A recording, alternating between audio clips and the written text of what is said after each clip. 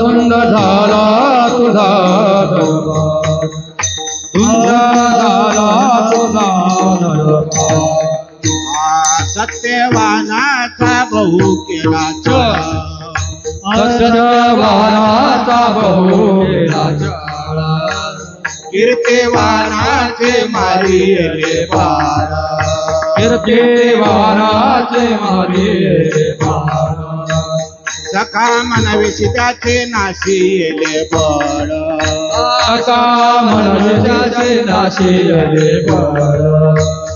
जनी म्हणे मी जाणे तुझे खेळ, जनी म्हणे मी जाणे तुझे खेळ.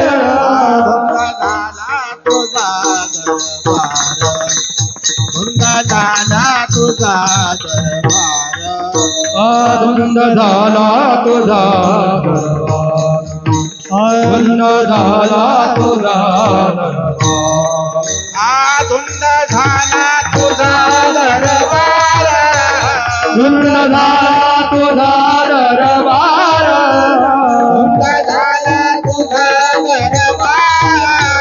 धुंद झाला तुझा दरबार, धुंद झाला तुझा दरबार, धुंद झाला तुझा दरबार,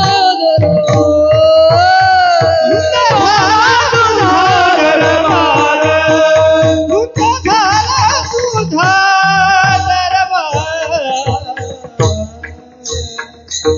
हो पार कुमाई, पार कुमार, पार कुमाई, तो पार कुमार, हो पार कुमाई, तो पार कुमार, हो पार कुमाई. तो पार कुमार.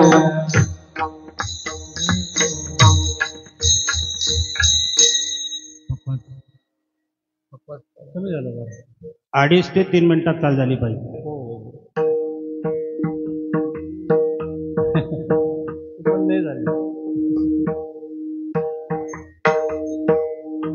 पुण्यवंत पाताळ लोकी नेला, पुण्यवंत लोकी नेला, पुण्यवंत पाताळ लोकी नेला, पुण्यवंत पाताळ लोकी नेला.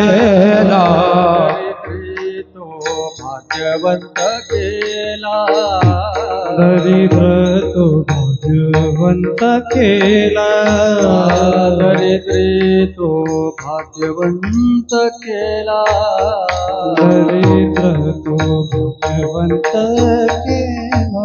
चोरट्याचा बहुमान वाढविला, चोरट्याचा बहुमान वाढविला, चोरट्याचा बहुमान वाढविला, चोरट्याचा बहुमान वाढविला. कीर्तिवानाचा अपमान केला, कीर्तिवानाचा अपमान केला, कीर्तिवानाचा अपमान केला, कीर्तिवानाचा अपमान केला.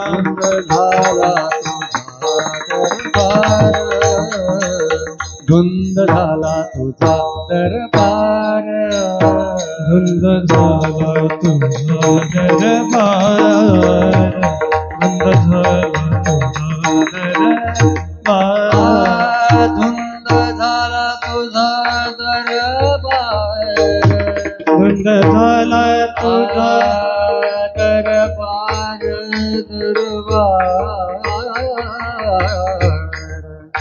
धुंद झाला तुझा, झाला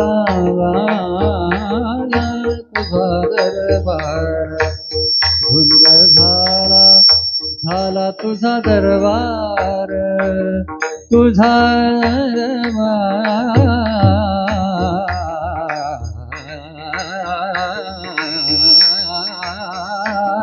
झाला तुझा धुंद झाला,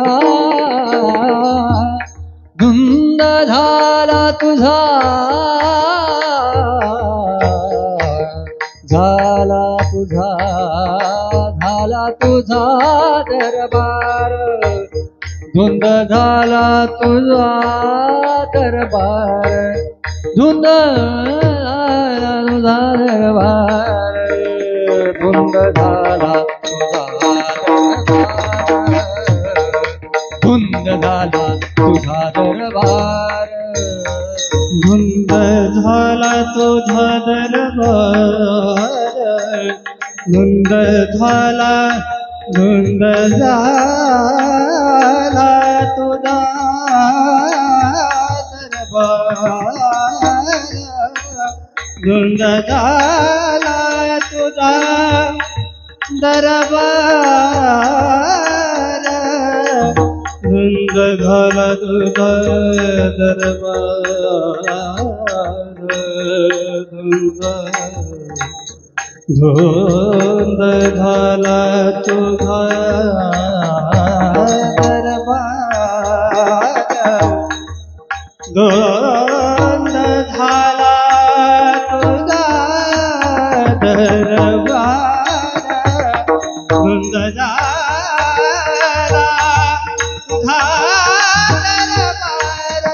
धुंद झाला तुझा दरबार धुंद झाला दरबार झाला विठ्ठला विठ्ठला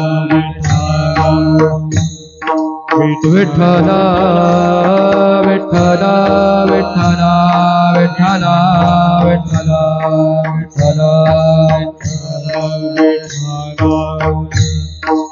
विठ्ठला विठ्ठला विठ्ठला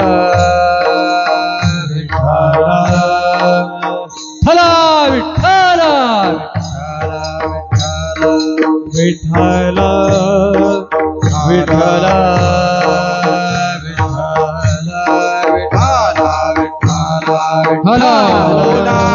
पुंडलिक वरदा हरि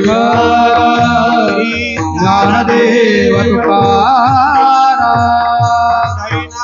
भगवान की जय ज्ञानेश्वर महाराज की जय जगद्गुरु तुकाराम महाराज की जय योग महाराज की जय विठ्ठला विठ्ठला विठ्ठला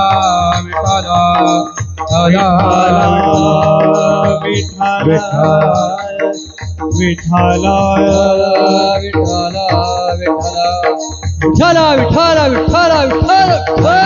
विठ्ठला विठ्ठला विठ्ठला विठ्ठला ज्ञानदेव तुकाराम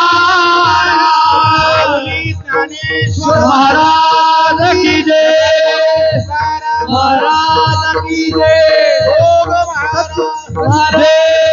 विठ्ठला विठ्ठला विठ्ठला विठ्ठला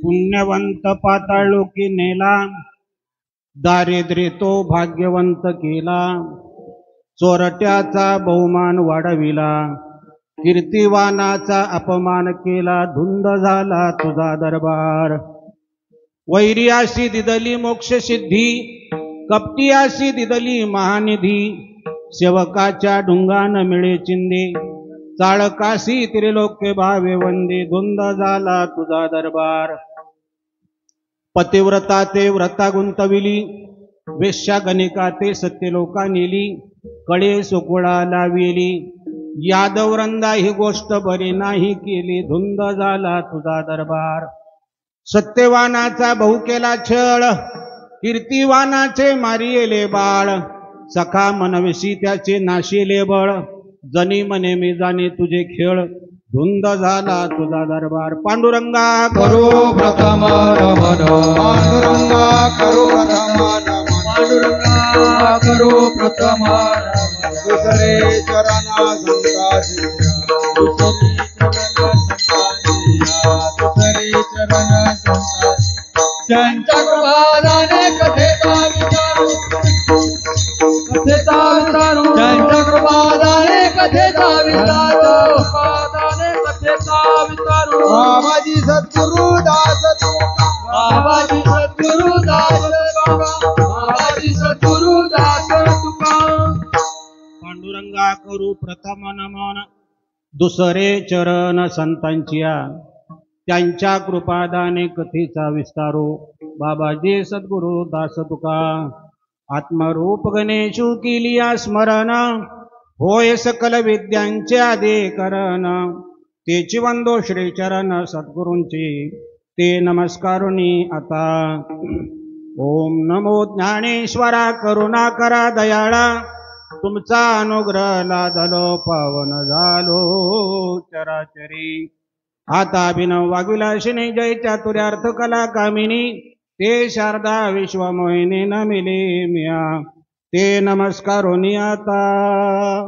मस्तक हे पायावरी मस्तक हे पायावरी मस्तक हे पायावरी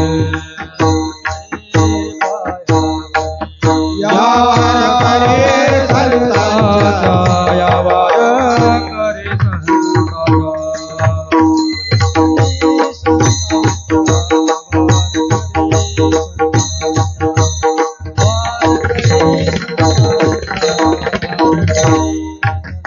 मस्तक हे पायावर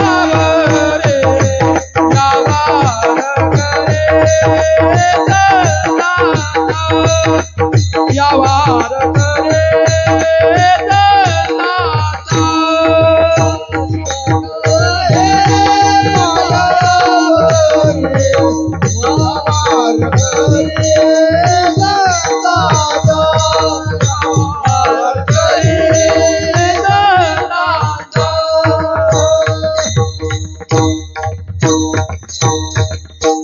मस्तक हे पायावरी या वारकरी संतांच्या ते नमस्कारुनी आता प्रस्तुत कीर्तनरूपी सेवेसाठी घेतलेला अभंग श्री संत जनाबाई महाराज यांचा हा 4 चरणाचा अभंग आहे। या अभंगामध्ये संत जनाबाई देवाशी वाद घालून देवाकडे न्याय मागत आहे। विठ्ठल विठ्ठल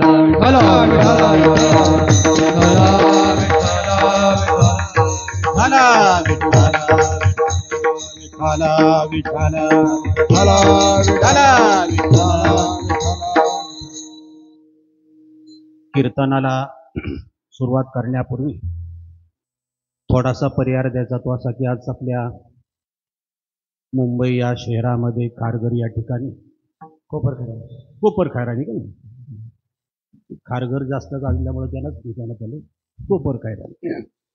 तेव्हा या ठिकाणी प्रतिवर्षाप्रमाणे चालू असणारा हा भव्य दिव्य अखंड हरिनाम सप्ताह या कार्यक्रमाचे आयोजक संयोजक स्थानिक लेवलचे पूर्ण महाराष्ट्रातून असणारे सर्व वारकरी भाविक मंडळी आणि माता भगिनी आपल्या सगळ्यांच्या सहकारातून हा साकारलेला भव्य दिव्य सप्ताह याही वर्षी अत्यंत चांगल्या रीतीने तो सुरू झालेला आहे आणि या सप्ताहातील आजची नियोजित कीर्तन रूपी सेवा माझ्याकडे आली आहे।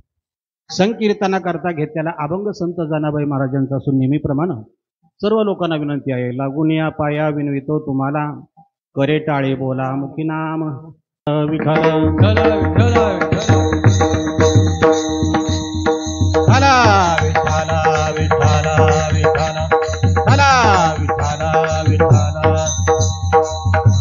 तेव्हा सगळ्यांना विनंती आहे की आपण हाताने टाळे वाजून भजन करा। गुरुदेवांच्या कृपेने मला काय 4 शब्द सांगता आले तर मी प्रयत्न करतो पण भजन सगळ्यांना मिळून करूया बोला विठ्ठला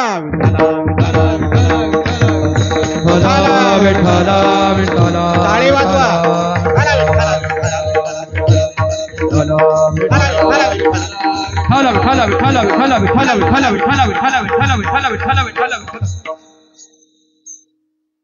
सज्जन माई बापा श्री संत जनाबाई महाराज आजच्या अभंगामध्ये देवाशी वाद करून न्याय मागत आहे।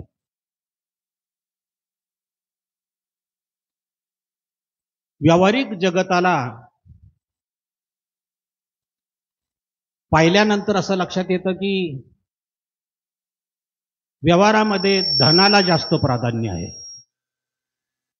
पारमार्थिक विश्वामध्ये पाहिल्यानंतर परमार्थामध्ये ज्ञानाला जास्त किंमत आहे. पण आध्यात्मिक जगतात आपण जर प्रवेश केला तर या आध्यात्मिक जगतामध्ये धनापेक्षा ज्ञानापेक्षाही प्रेमाला जास्त किंमत आहे. म्हणून अंतिम टप्पा भक्तीचा जो आहे तो फक्त प्रेम आहे. त्याला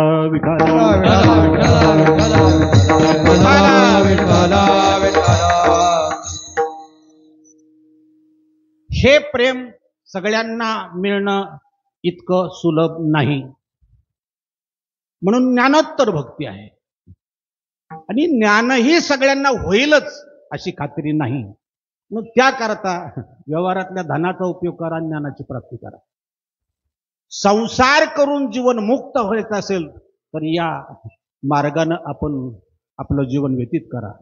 निश्चितपणानं ज्ञानोबा सांगतात, हळूहळू ढाळे ढाळे के तुलेनी एके वेळे तो मार्गाची ने बळे निश्चित ठाके.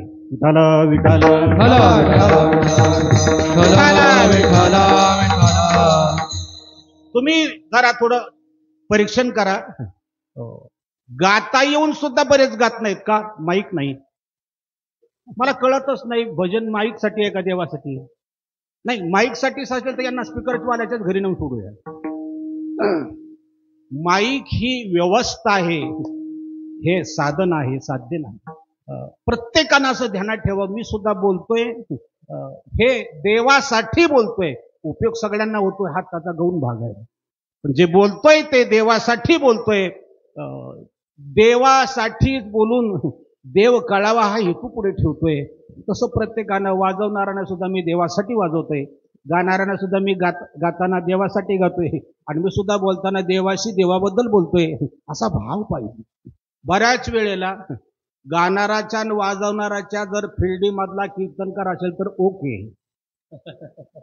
अन्यथा समजून घ्या.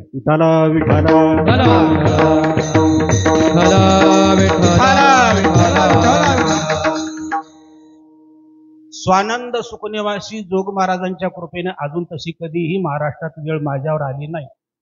मी अगदी संस्थेचं नाव जिथं माहीत नाही तिथं गेलेलो आहे, पण तरी असा अनुभव आला नाही की ती म्हणतात, मी ऐकू नये की हे कीर्तन पाडतात. माझं अजून पडलंच नाही, त्यामुळे मला कळत नाही. त्याचं कारणच आहे की मी कोणावर उद्देशून बोलतच नाही. माझा उद्देश एकच आहे, फक्त देव.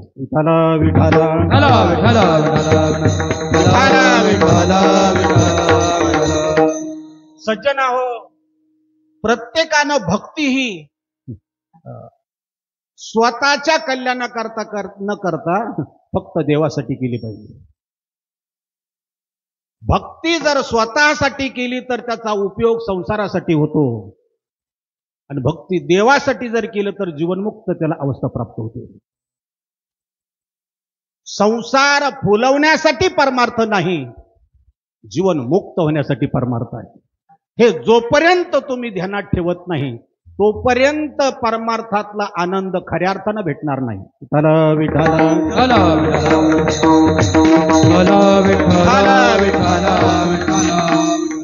वारकरी संप्रदायाची रचना करत असताना काही कार्यमीमांसा साधू संतांनी आपल्याला घालून दिलेली आहे.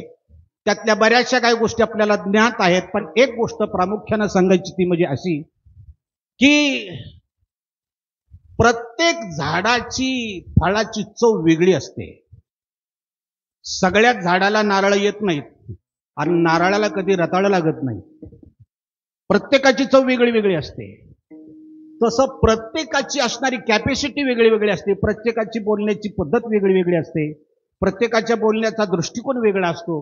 त्यामुळं कोणी असं म्हणायचं काही कारण नाही की माझ्यासारखा महाराष्ट्रात कोणी नाही. एका चढी एक हरीचे लाल येत्या महाराष्ट्रात. मला वाटतं महाराष्ट्रच लाल आहे, त्यात लाल असतील यात काय नवल आहे.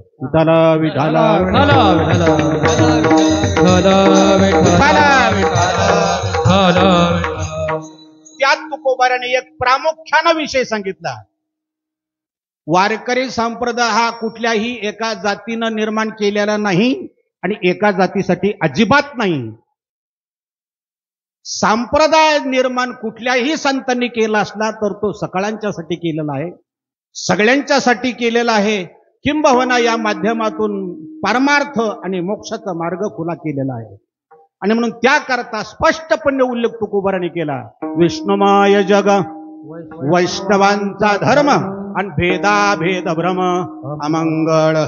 कुणी जर जातीय वाद करत असेल तर तुकोबाराय म्हणतात हे चांगलं नाही.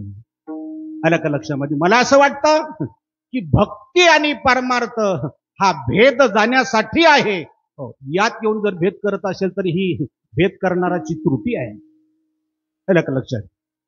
म्हणून बरेचसे काही आपल्यातले सुद्धा ज्याला तुम्ही विद्वान म्हणता, ज्यांना तुम्ही प्रसिद्ध मानता, ज्यांना तुम्ही खूप मोठं मानता, असे महाराज सुद्धा महिला संतांचे अभंग घेत नाहीत.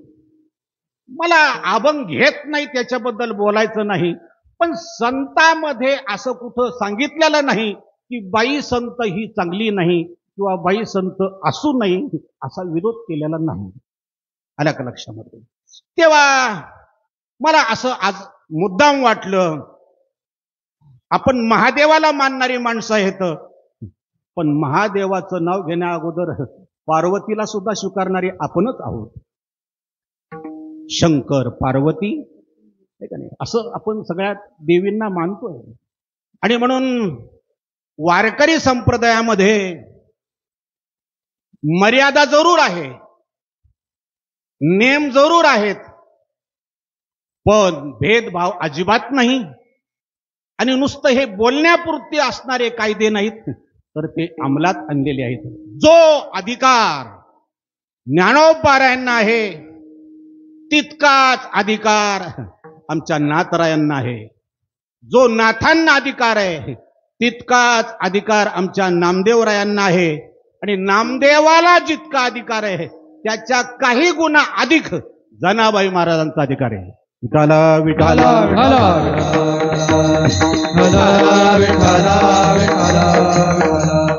हे अधिक आणि कमी मी बोलतोय असं कुठल्याही गाथ्यात लिहिलेलं नाही.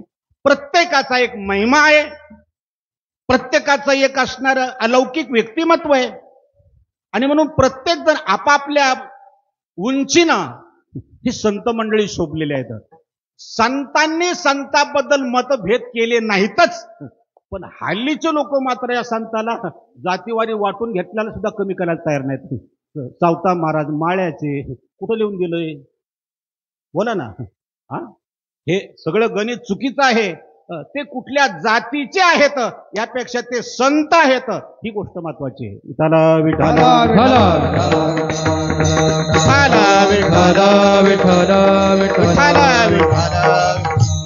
आणि म्हणून आता जास्त विस्तार न करता अभंग खूप मोठा घेतलेला आहे, जरा आगावपणाच केलाय, तरी पण प्रयत्न करतोय.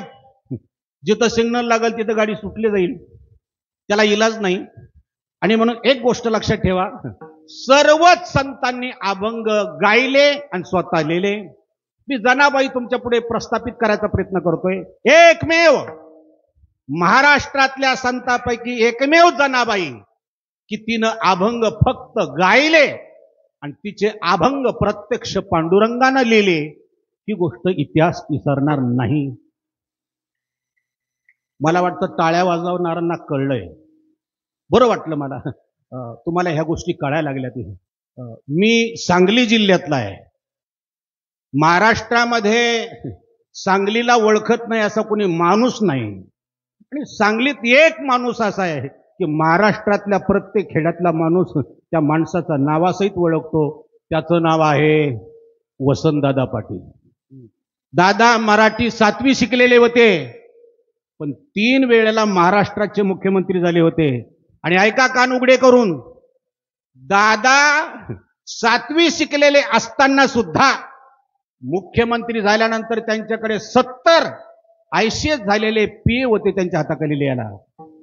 पीए कितीही शिकलेला असला तरी तो पीए आहे. शिक्षण कमी असला तरी दादा मुख्यमंत्री आहेत म्हणून बोलतात त्याला साहेब म्हणतात आणि लेतो त्याला पीए म्हणतात.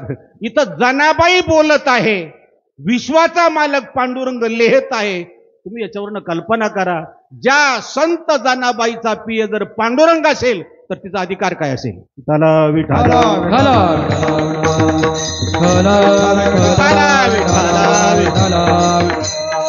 आणि ओघानं एक वाक्य बोलतोय, तुम्हाला अख्ख्या सप्त्यात ऐकायला मिळालं नसेल ते वाक्य. एवढा मोठा अधिकार कशामुळे प्राप्त झाला असेल की ज्या जनाबाईचे अभंग देवाने लिहावे ते.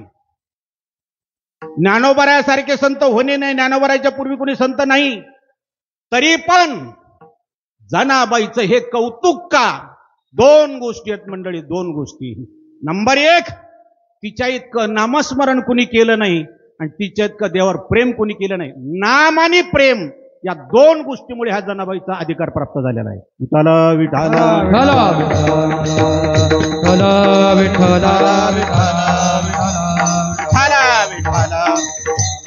म्हणून ध्यानात ठेवा, ज्ञानानं सामान्य समाज आकर्षित होतो, पण प्रेमात अशी ताकद आहे की वैकुंठ नायक भगवान परमात्मा सुद्धा आपलासा होतो. ही प्रेमाची ताकद आहे.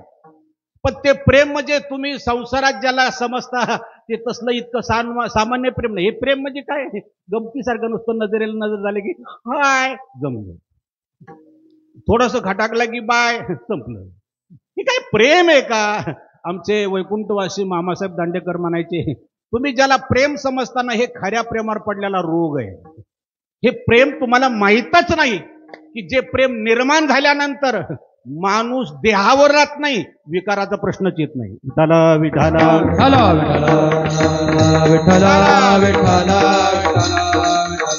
आणि इतक्या सामान्य प्रेमाला देव भुलत नाही हो. पण जर कदाचित आमच्या राधेसारखं प्रेम केलं, आमच्या जनाबाईसारखं प्रेम केलं तर देव वेडा होतो, देव वेडा होतो. आणि अशा त्या जनाबाईनं हा आत्ता बंगलेला आहे. आणि म्हणून महिलांच्या करता ही आजची एक स्पेशल परवानगी आहे. आणि म्हणून तुम्हाला मी विनंती करतोय की जरा नीट लक्ष देऊन ऐका की जनाबाई नामदेवाच्या घरची एक मोलकरीण. संसारामध्ये व्यवस्थेला महत्व आहे आणि परमार्थामध्ये अवस्थेला महत्व आहे. संसारामध्ये तुमची अवस्था पाहिल्या जात नाही, व्यवस्था पाहिल्या जाते. परमार्थात तुमची व्यवस्था पाहिल्या जात नाही, तुमची अवस्था पाहिल्या जाते. म्हणून ध्यानात ठेवा, व्यवस्थेला किंमत आहे त्याचं नाव संसार आहे आणि अवस्थेला प्राधान्य आहे त्याचंच नाव परमार्थ आहे.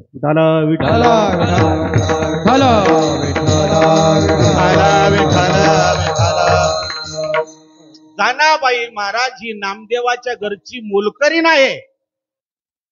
पण आध्यात्मिक दृष्टीनं बघायला गेलं तर 4 युगातला तिचा परमार्थाचा अनुभव आहे.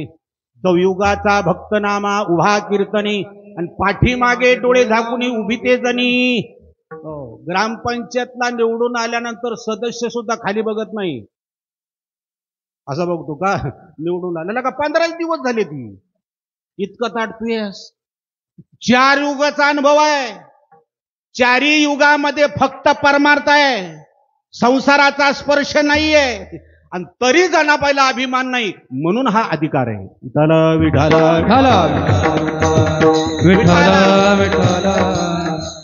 सप्त्यात येऊन बसला तरी असं वाटतं कीर्तनकारानं माझं नाव घ्यावं. मला कळत नाही, त्याच्यासाठी तुम्ही इथे यावं. आणि एक लक्षात ठेवा, कुणी कोणाचं नाव घेऊन तुम्ही मोठं होणार नाहीत, हा गैरसमज आहे.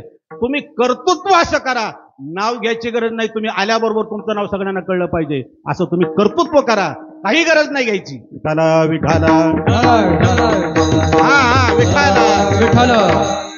मी आता एवढा मोठ्यानं तुम्हाला बोलतोय, मला जर विचारलं तुझ्या पंजोबाचं नाव नाही माहिती, माहित नाही.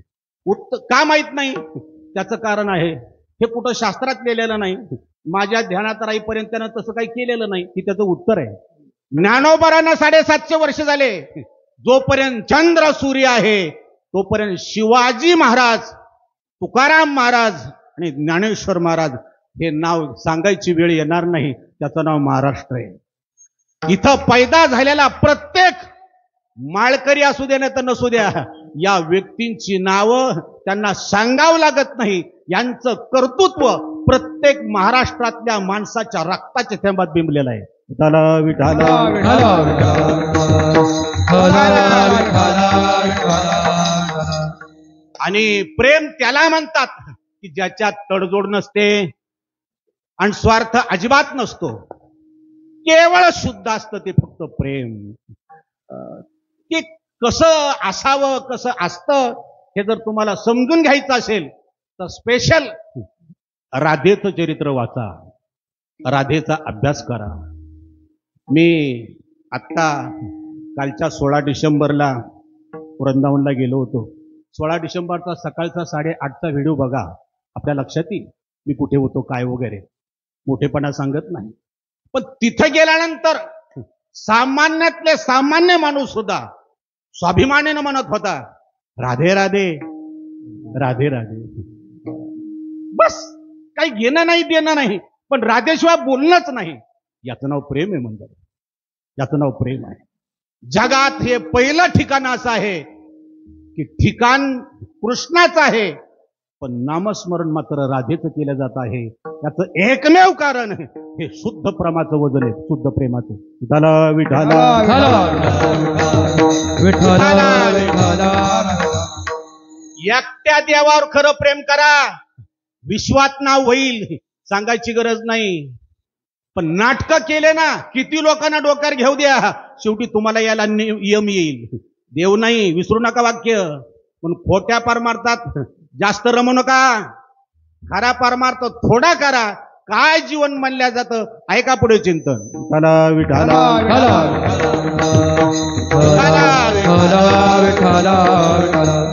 जनाबाईचं एकच ध्येय ठरलं होतं, नामदेव महाराज संत आहेत आणि त्यांची सेवा करावी, बस. याच्यापेक्षा दुसरं काही नाही. कारण का देवाला अनेक भक्त असू शकतात, त्यामुळं सगळ्यांनीच देवाजवळ जाणं आणि देवाची सेवा करणं शक्य नाही. पण देव मानून देव समान संताला जर त्याची सेवा केली तर ती देवाची सेवा केल्याचं फल मिळाल्याशिवाय राहत नाही. आणि म्हणून जनाबाईनं नामदेवाच्या घरी सेवा करण्यासाठी एक करार केला होता. कुठला? मरेपर्यंत सेवा करेल, फक्त 2 टाइम सगळे जेवल्यानंतर राहिल्याला जेवेल, एवढ्यावरच मरेपर्यंत सेवा करेन, एवढा असणारा करार केल्यामुळे खूप दिवस झाले अपेक्षाच नाही, त्यामुळं वादाचा प्रश्न आलाच नाही. जिथं मागणंच नाही तिथे तक्रार होण्याचा प्रश्नच नाही. पगारच नाही, त्यामुळं पगारवाढीबद्दल मोर्चा काढायची काही गरज, तक्रारच नाही, अपेक्षाच नाही. आणि मला असं वाटतं अपेक्षा संपण्यासाठी परमार्थ आहे, अपेक्षा पूर्ण करण्यासाठी नाही. ज्यांना अपेक्षा संपवायच्या आहेत त्यांचंच जीवन सुखी होणार आहे. एक अपेक्षा जर पूर्ण झाली तर दुसरी लगेच तयार आहे. ही आशा कधी थांबत नाही. आणि म्हणून जनाबाई महाराजांना कधीही घरामध्ये तक्रार होऊ दिली नाही, न सांगता सगळी काम करावी. आणि एक दिवस जनाबाईच्या या कामावरती नामदेव महाराज खुश झाले, पण नामदेवाची आई मात्र जरी थोडी नाराज झाली. कारण ती नामदेवाची आई असली तरी शेवटी महाराष्ट्रातली बाई आहे. बाईला काही निसर्गानं दिलेले दोष येतं, त्यातला हा एक आहे. कुठला? बाईला बाई खपत नाही. खोटं वाटतं का कोणाला? ज्यांचं लग्न झालं त्यांनी उद्याच्याला आपल्या घरी गेल्यानंतर आवडत्या बाईचा फोटो तुमच्या खिशात ठेवा आणि आपल्या बायको देखत काढून बघा फोटो, आणि बघायचं फोटो करून आपल्या बायकोला म्हणायचं का ग थोडं पाणी आहे, ती दात खाऊन म्हणून तिच्याकडे बघतो तिच्याकडनं. म्हणजे तुम्हाला कागदाची खपत नाही, जिती कशी चालेल. हा नैसर्गिक दोष आहे. खरं तर बाईनं बाईला सपोर्ट करायला पाहिजे, मदत करायला पाहिजे, तिला थोडं समजून घ्यायला पाहिजे. खरं तर बाईनं बाईला मानावं, काय जानम समजा करो. पण असं होत नाही. आलं का लक्षामध्ये? नामदेवाच्या आईला असं वाटलं की ही जणी इतके दिवस झालं एकही दिवस भांडणाला चान्सच द्यायला तयार नाही. असा विचार केला आणि सांगितलं ठीक आहे, इतकी कटाक्षानं तू सेवा करतेस ना, आता तुझी परीक्षाच घेते. आणि माफ करा, परीक्षा चांगली नसते, पण परीक्षा दिल्याशिवाय चांगले दिवस येत नसतात. आपल्याला सगळं आवडतं पण परीक्षा आवडत नाही. आणि तुम्हाला माहित नाही, परीक्षा झाल्याशिवाय वरच्या वर्गात जाता येत नाही. विठ्ठल विठ्ठल विठ्ठल विठ्ठल विठ्ठल विठ्ठल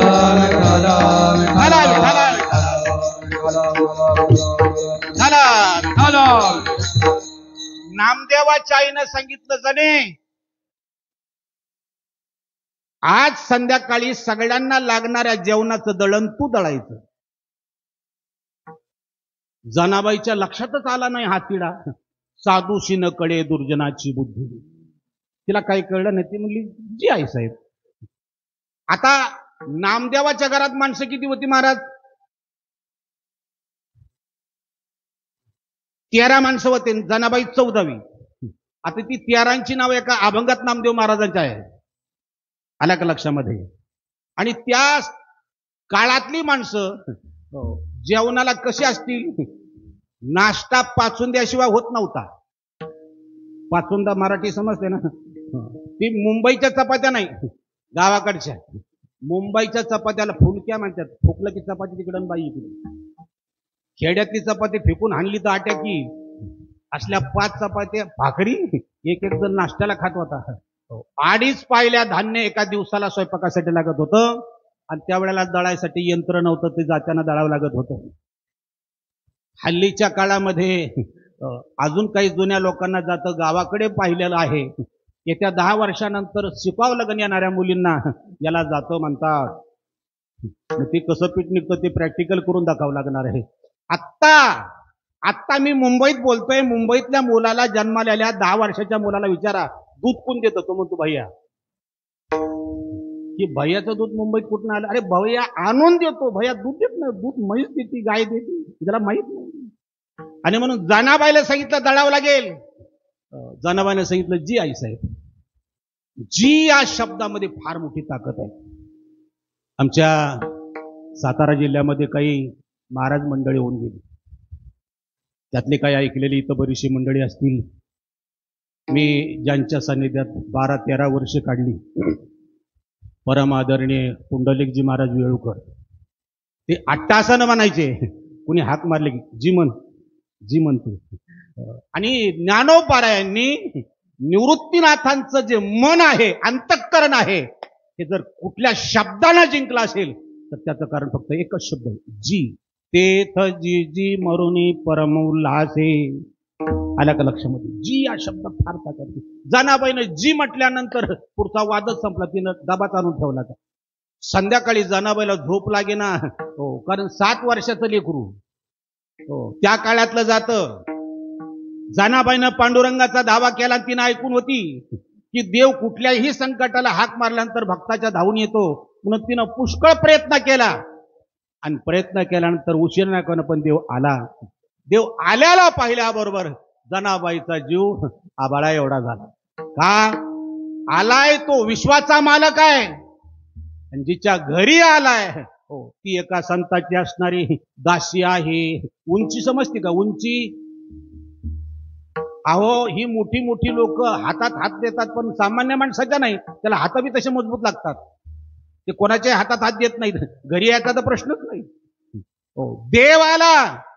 आणि जनाबाईच्या डोळ्यात पाणी आलं. सांगितलं, पांडुरंगा, आज कळलं की तुला एवढा मोठा का म्हणतात.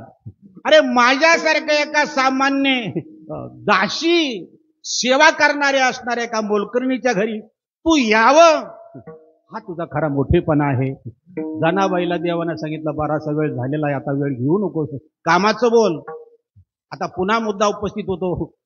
काम आपलं आहे ही गोष्ट खरे, पण कोणाला काय काम सांगावं याला काय मर्यादा आहे का नाही? हा, कल्पना करा. पंतप्रधान आपल्याकडे आलेले आहेत आणि एका नगरसेवकाला बोलून घेतलं, खूप छान तुम्ही कार्य केलेलं आहे, अजून काय हवं असलं तर बोला. मर्यादा म्हणून नगरसेवक बोला ना. पण त्या ऑफिसमध्ये एक लुटून काढणारं शिपाई होतं. तो म्हणला, साहेब मी बोलू का?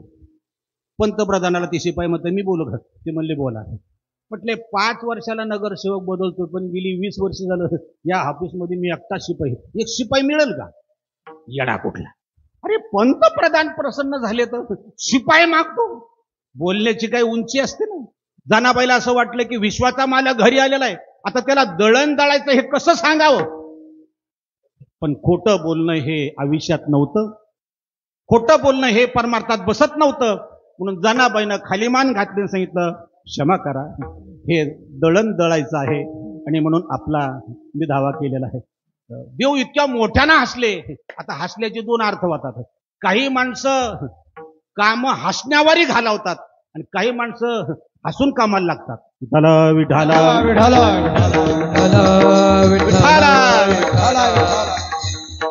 जे मोठे मोठे महाराज आहेत का नाही, ज्यांच्या तारखा खाली नाही तर ते सुद्धा असेच करते. तुम्ही तारीख मागितली का नाही, खालीच नाही. अगोदर हसते काय बोलते, खाली नाही. आणि काही वेळेला जर चांगला पुढचा माणूस आला तर या ना, कुठली पाहिजे, कळलं का तुम्हाला? हसून टाळतात आणि हसून सुरू करतात. जनाबाईला देव ऐकल्याबरोबर हसला. तिला वाटलं एव्हा हसण्यावरी घालवतो का काय कोण, पण देव होता. जने आतापर्यंत अनेक संकट भक्तावरती आल्यानंतर मी एक हातानं निवारण केले, पण आज दळायचा चान्स पहिल्यांदाच आला. मला खूप आनंद होतो. चल चल जने लवकर तयारी कर. सगळी तयारी केली आणि दोघ जण पुढे आली आणि जनाबाईनं छोटासा विनोद केला. सांगितलं देवा, आता तुझ्यात ताकद आहे, तू देव आहे, शंकाच नाही, पण तुला दळायचं शास्त्र माहितीये का? देव म्हणला, ये जने, मला 6 शास्त्र माहिती आहेत, हे दळायचं शास्त्र कुठनं? ती म्हणली, अरे याचं सुद्धा शास्त्र आहे. दळताना कसं बसावं, गिळताना कसं बसावं, मळताना कसं बसावं, सकाळी कसं बसावं. बघा आता कसं कळलं, शास्त्र आहे, माहितीये. देव म्हणला, नाही, अरे तुला माहित नाही, हे तर बसताना एक पायाची मांडी घालायची आणि एक पाय पुढं करायचा, हे दळण्याचं बसायचं शास्त्र आहे. आणि दुसरी गोष्ट, लगेच दळायचं नाही, मग त्याचं बी शास्त्रच आहे. टाका थाप टाका.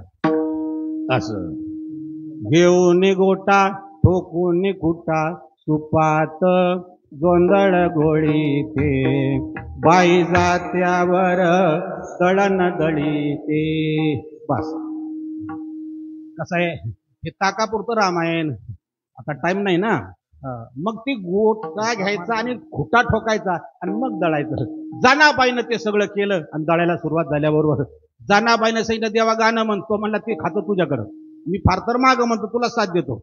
मग देव दळायला लागला आणि जनाबाई गाणं म्हणू लागलेली आहे. सुंदर माझे जाते गे फरके बहुत, ओव्या गाऊ कौतुक होतो गेरे बाळ विठ्ठला. आणि ते जातं आपण सगळेजण लक्षात घ्या. हो, आणि ती अधूनमधून जनाबाई असं म्हणू लागली, पांडुरंग आमचा पिता गे, रुक्मिणी आमची माता गे. त्या भक्ती प्रेमामध्ये देव इतका भुलून जायचा, तेच गाणं तोही म्हणायचा.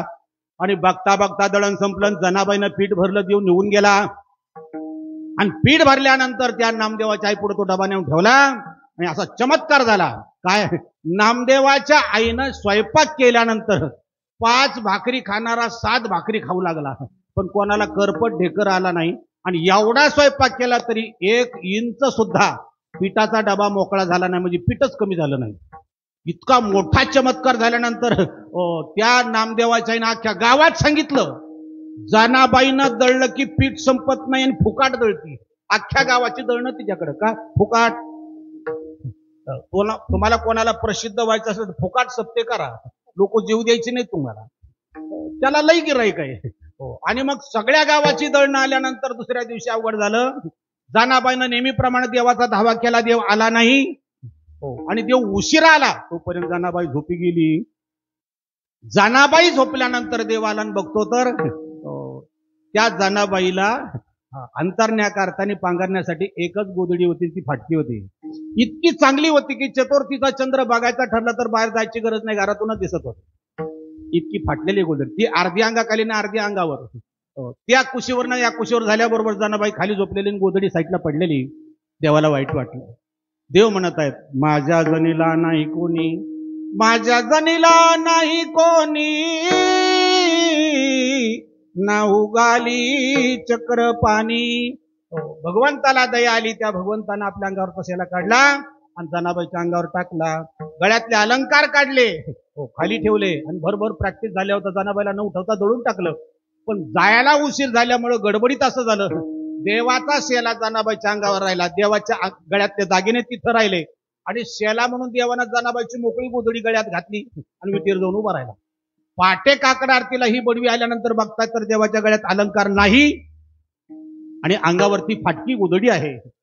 याच्यावरनं असं सिद्ध झालेलं की देवाची चोरी झाली. विठाला विठाला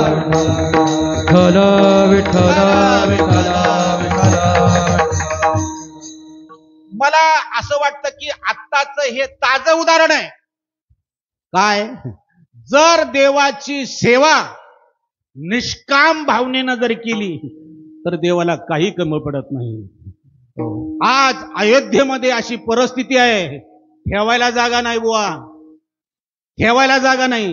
इतकं सोनं, इतकी चांदी, पैसे तर मोजायला माणसं तयार नाही. ती कंटाळे ती असं भुसकाट भरल्यागत नोटा फेकते ती. त्या बँकेवाल्याला म्हणजे तुम्हीच नोटा मोजा, काय करायचे ते तुमचं तुम्ही बघा. अहो पाठीमाग लाईन लागली आहे गाड्यांची, ते म्हणतात हे माल खाली करा, ते म्हणजे ठेवायला जागा नाही. बरं तुम्ही म्हणाल मग सगळे उपाशी असतील. 40 ठिकाणी भंडारा चालू आहे, एवढं अफाट अन्नदान चालू आहे, तरी सुद्धा देण्याचा ओघ इतका मोठा आहे की घेणाराला आता कंटाळा आलाय. विठाला विठाला मला असं वाटतं की महाराजांनी त्या काळात केलेला अभंग, झाले रामराज्य काय उणे आम्हासी, धरणी धरी गायी ओळल्या म्हशी, काहीच कमी नाही, हेच रामराज्य आहे आणि ते आता सुरू झालेलं आहे. जागवा विठाला विठाला.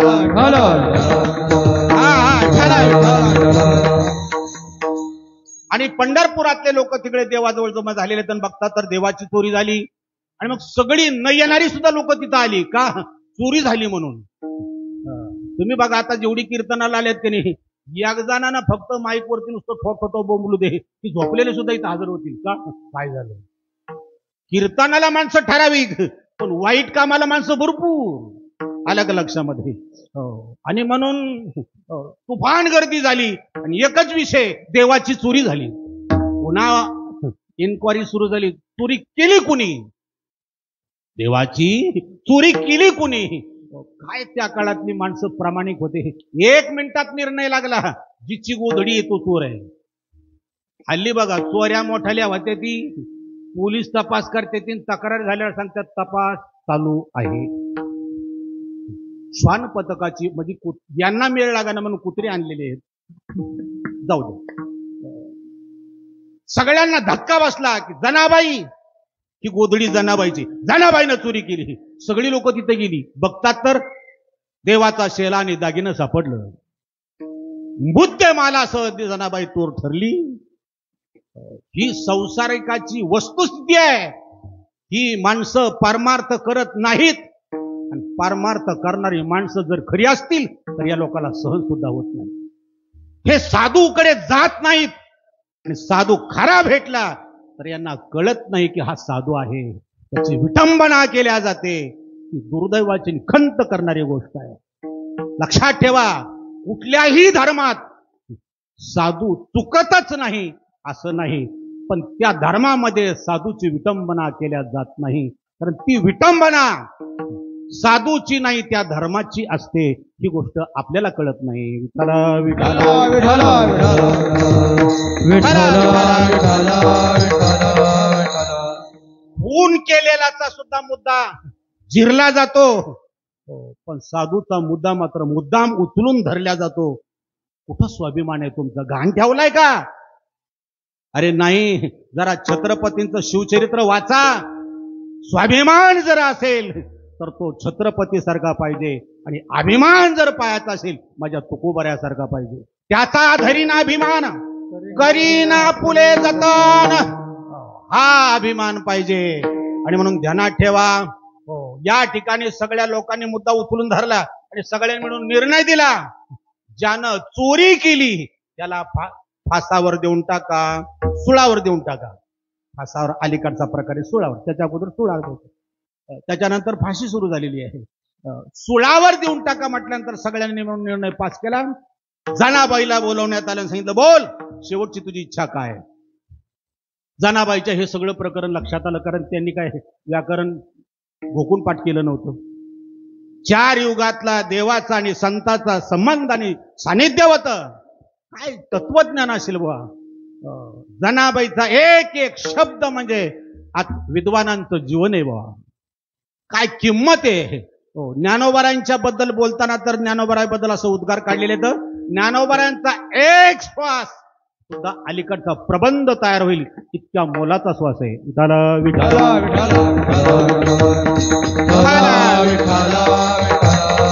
आणि म्हणून जनाबाईला विचारण्यात आलं. जनाबाईने सांगितलं काही हरकत नाही, मला गुन्हा कबूल आहे, तुमच्याकडं त्याचा पुरावा आहे, मी आता आडेवेडे घेणार नाही.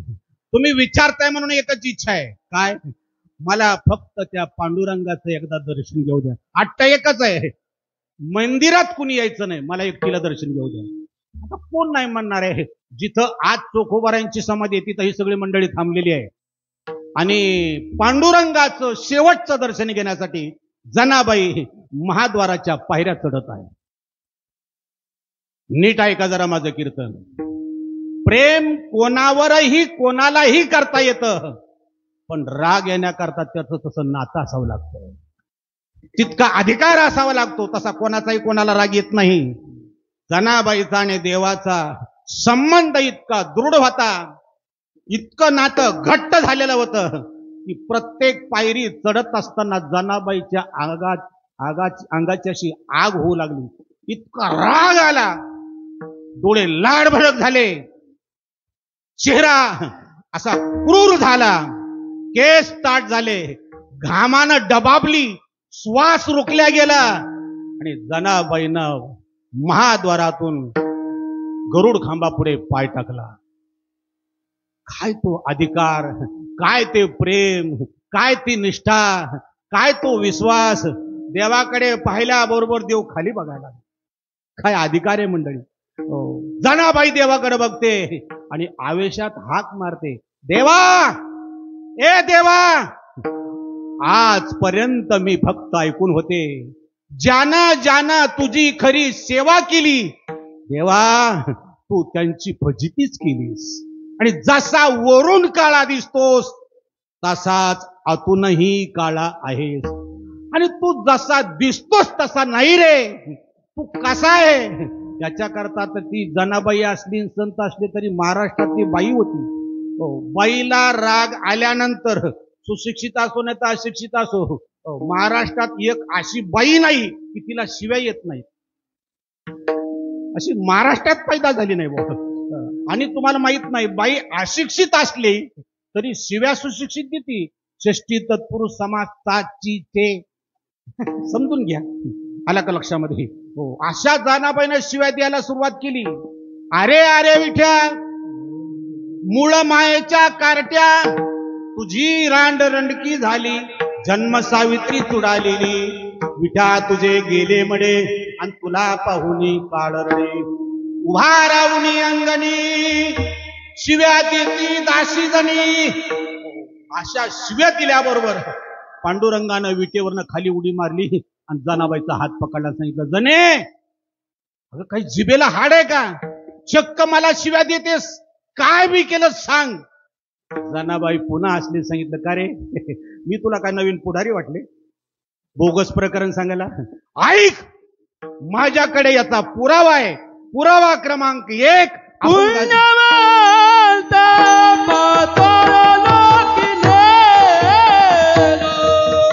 क्या बात है.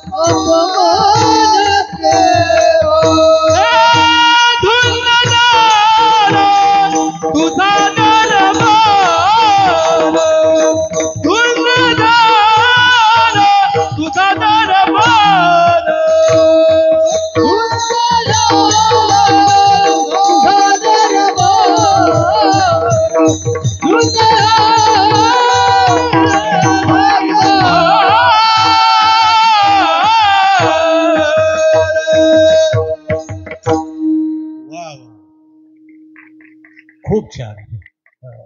जनाबाई म्हटली धन्यवाद. कारण आहे कीर्तन तास झालंय सुरू होऊन जवळजवळ एकही चाल संप्रदायाच्या व्यतिरिक्त नाही. ही खूप मोठी गोष्ट आहे याच्या काळामध्ये. संप्रदाय असा गमती गमतीनं तयार झाला नाही. आयुष्य कुर्बान करावं लागली. अतिशय त्यागातून जन्माला आलेला संप्रदाय आहे. पाठीमागची आमची मंडळी बघा किती मोठी होती. स्वानंद सुकनेवाशी आमचे जोग महाराज एक शब्द बोलला अख्खा माणूस बदलत होता बा. अख्खा माणूस. जुन्नर तालुक्यातला एक तमासगीर जोग महाराजांच्या दर्शनाला आला. त्याला काय माहिती बुवा दिसले ती आला. महाराजांचं सहज लक्ष गेलं साधू या बुवा. चक्करियाची पाळी आली त्याला. तो म्हणला महाराज तुम्ही मला अजून ओळखलं नाही. आयुष्यभर तमाशा करणारा मी तमाशगीर आहे. माझ्यासारख्या चांडाळाला तुम्ही बुवा म्हटलात मी काय करू. जोग महाराजाने एक शब्द सांगितला बुवा या शब्दाला कलंक लागणार नाही असा वाघ हेच मला दे. एवढ्या शब्दात साधू झाला बुवा. विठाला विठाला विठाला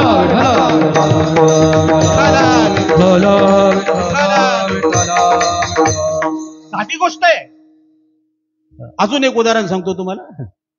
जोग महाराज पुण्यामध्ये सारसबागमध्ये एका भव्य कार्यक्रमामध्ये प्रवचन करत होते. आळंदीमध्ये शताब्दीपेक्षा सुद्धा आज एक फार मोठ्या कार्यक्रमाचा आरंभ झालेला आहे. कार्यक्रम आपला संपल्यानंतर कदाचित थोडंफार जाता आलं तर बघा. हिंदुस्थानातले नाही तर अनेक असणाऱ्या तपानं युक्त अधिकाराने युक्त मोठे मोठे साधू त्या ठिकाणी जे आपल्याला कधी पाहायलाही भेटणार आहेत ते अनायसे तिथे येणार आहेत. या निदान कमीत कमी एखादा जरी साधूची नजर तुमच्यावर गेली तरी सुद्धा तुमचं जीवन कदाचित बदलण्याची शक्यता आहे. इतकी पॉवर त्यांच्यात आहे. चला मला फक्त एवढंच सांगायचं आहे की जोग महाराज प्रवचन करत होते. लोकमान्य टिळक ऐकायला बसले होते. असं अप्रतिम प्रवचन सुरू झालं आणि तिथे एका श्रीमंत माणसानं हे प्रवचन ऐकलं. ही पैशावाली माणसं काय कोणाचं माप कशात काढतील कळत नाही. तो उठला आणि जोग महाराजांना म्हणला महाराज एक पोतावर पैसे देतो फक्त आमच्या घरी येऊन एक प्रवचन करा. माझ्यासारखा असता तर म्हणला असता किटकिटच गेली. काय फरक पडतो एका प्रवचनानं. पोतभर आकडा नाही डायरेक्ट पोतभर. जोग महाराज होते महाराज ते. जोग महाराजांनी सांगितले पुढच्या महिन्यात इथंच प्रवचन आहे. इच्छा असेल तर तुझीच ऐकायला ये. तुझ्या घरी येत नाही. तो ताडकन उठला. महाराज एका प्रवचनाला इतकं पैसा देणारा माणूस पुन्हा महाराष्ट्रात तुम्हाला भेटणार नाही असं म्हणून निघाला. जोग महाराजांनी जाणाऱ्या माणसाला हाक मारले थांब. एका प्रवचनाला इतके पैसे देऊन मी येत नाही म्हटल्यानंतर तू म्हटला की इतके पैसे देणारा माणूस तुम्हाला पुढे भेटणार नाही. माझं वाक्य ऐक. कितीही पैसे दिले पैशाची मस्ती असणाऱ्याच्या घरी मी प्रवचनाला येणार नाही आणि असा बोलणारा बुवा पुन्हा महाराष्ट्रात निर्माण होणार नाही. ते जोग महाराज. मी व्यासपीठावर बोलतोय. काही लोकांनी असं ठरवलं होतं मूर्ती स्थापनेशिवाय कीर्तन करायचं नाही. आज ते बारशे बी सोडायला तयार नाही. भीष्म प्रतिज्ञा आहे. बोलण्याला काही किंमत आहे का नाही. म्हणून ध्यानात ठेवा बोले तैसा चाले त्याची वंदावी पावले. ही संप्रदायाने केलेली तपश्चर्या आहे. आणि म्हणून माझी अलीकडच्या पिढीला प्रार्थना आहे तुम्ही संप्रदाय वाढवू नका. तुम्ही संप्रदाय बळकट कमी करू नका. पण महाराष्ट्र तुमच्याकडे प्रतीक्षेने पाहतोय. हा संप्रदाय तयार केलेला आहे. कमीत कमी तो सांभाळा. त्याची मर्यादा सांभाळा. विठाला विठाला विठाला विठाला विठाला.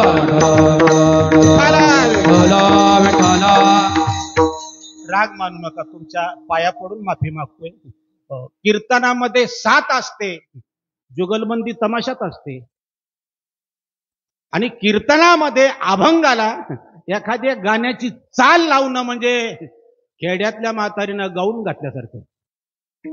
त्याच्यापेक्षा खाली येणार नाही. तुम्हाला काय शरम असली तर जरा लाज वाटू द्या. आणि माझा लय राग आला तर पुन्हा बोलू नका. पण एवढं केलं तर महाराष्ट्राचं कल्याण होईल. विठाला विठाला विठाला विठाला विठाला विठाला. आमचं किती दिवस राहील. राहिले कधी पुण्यतिथी होईल सांगता येणार नाही. तरी आमच्या आनंद महाराजांचा माझ्यावर लई विश्वास.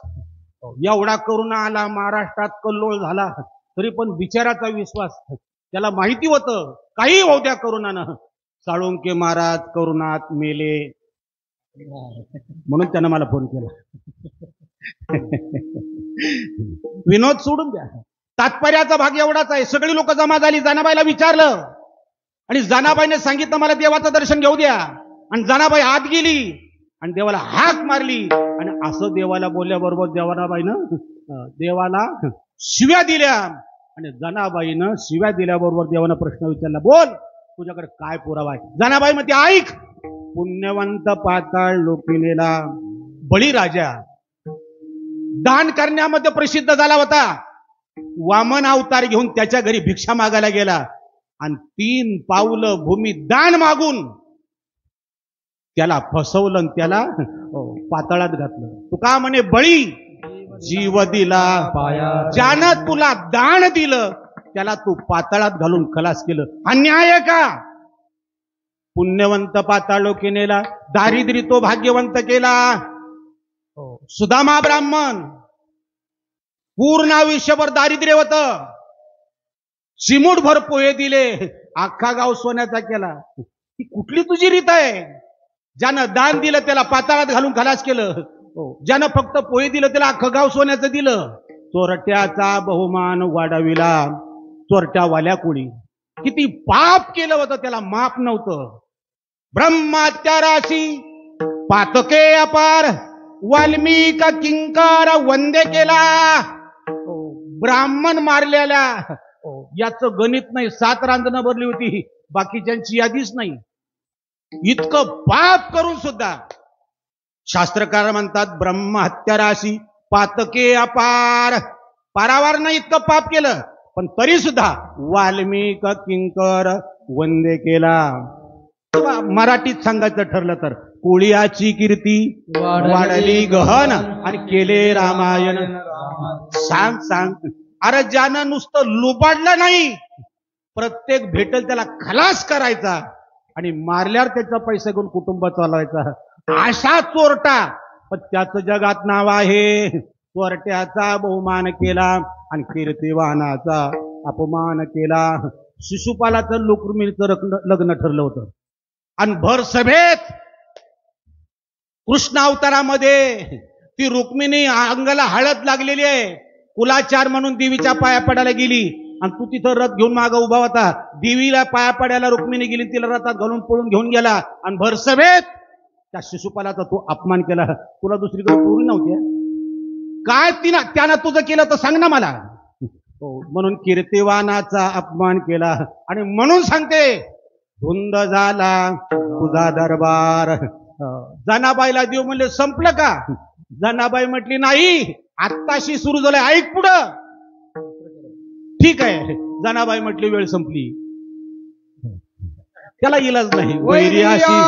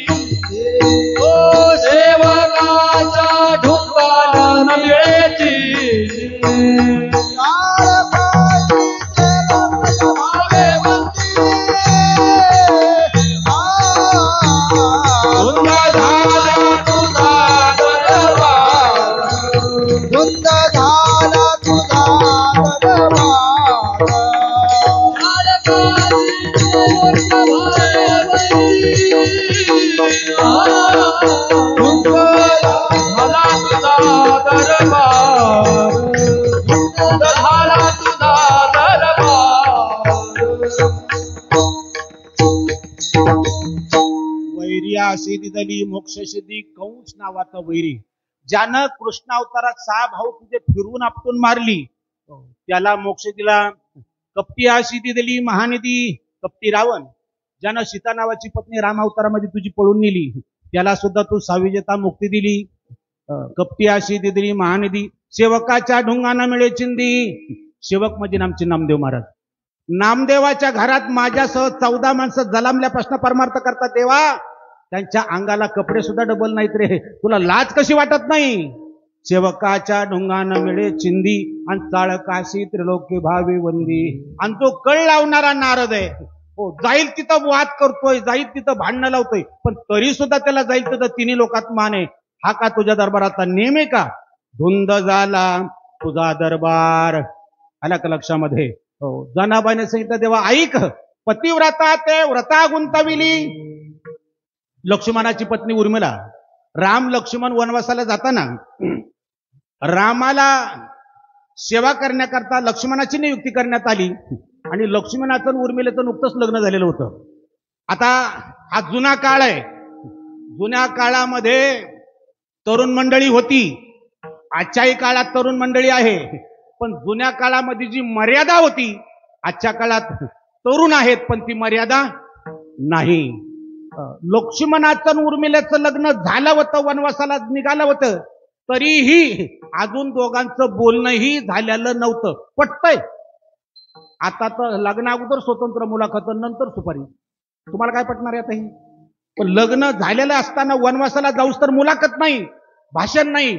पण नाईलाज झाला म्हणून उर्मिलेनं हळू आवाजात लक्ष्मणाला बोलवणं सांगितलं, अहो मी काय म्हणते हो, आणि तुम्हाला माहित नाही हो, लग्न झाल्याबरोबर ती नवरी इतकी गोड बोलती ना, बापरे. हो, असं वाटतं की हिच्या वेळेला काय तिच्या आईनं गुळच खाल्ला होता का काय कोण असतं. हो, अगदी मनापासून. अहो इकडे या ना, काय तुम्ही आल्यावर मला बरं वाटतं. याला काय जुलाब होती तिथं, याला बी बरं वाटतं, पण हे तात्पुरतं असतं. उर्मिलेने हाक मारली, लक्ष्मण जवळ आला. काय स्पष्टपणामध्ये एक वेगळा आनंद असतो, त्यात एक वेगळं इम्प्रेशन असतं. मनात बोललेलं असतं ते खोटं असतं.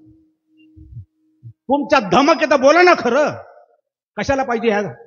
जाऊ, महत्वाचा मुद्दा एवढाच आहे की जाना त्या लक्ष्मणाला त्याच्या पत्नीने सांगितलं, मी काय म्हणते, काय सांग लवकर.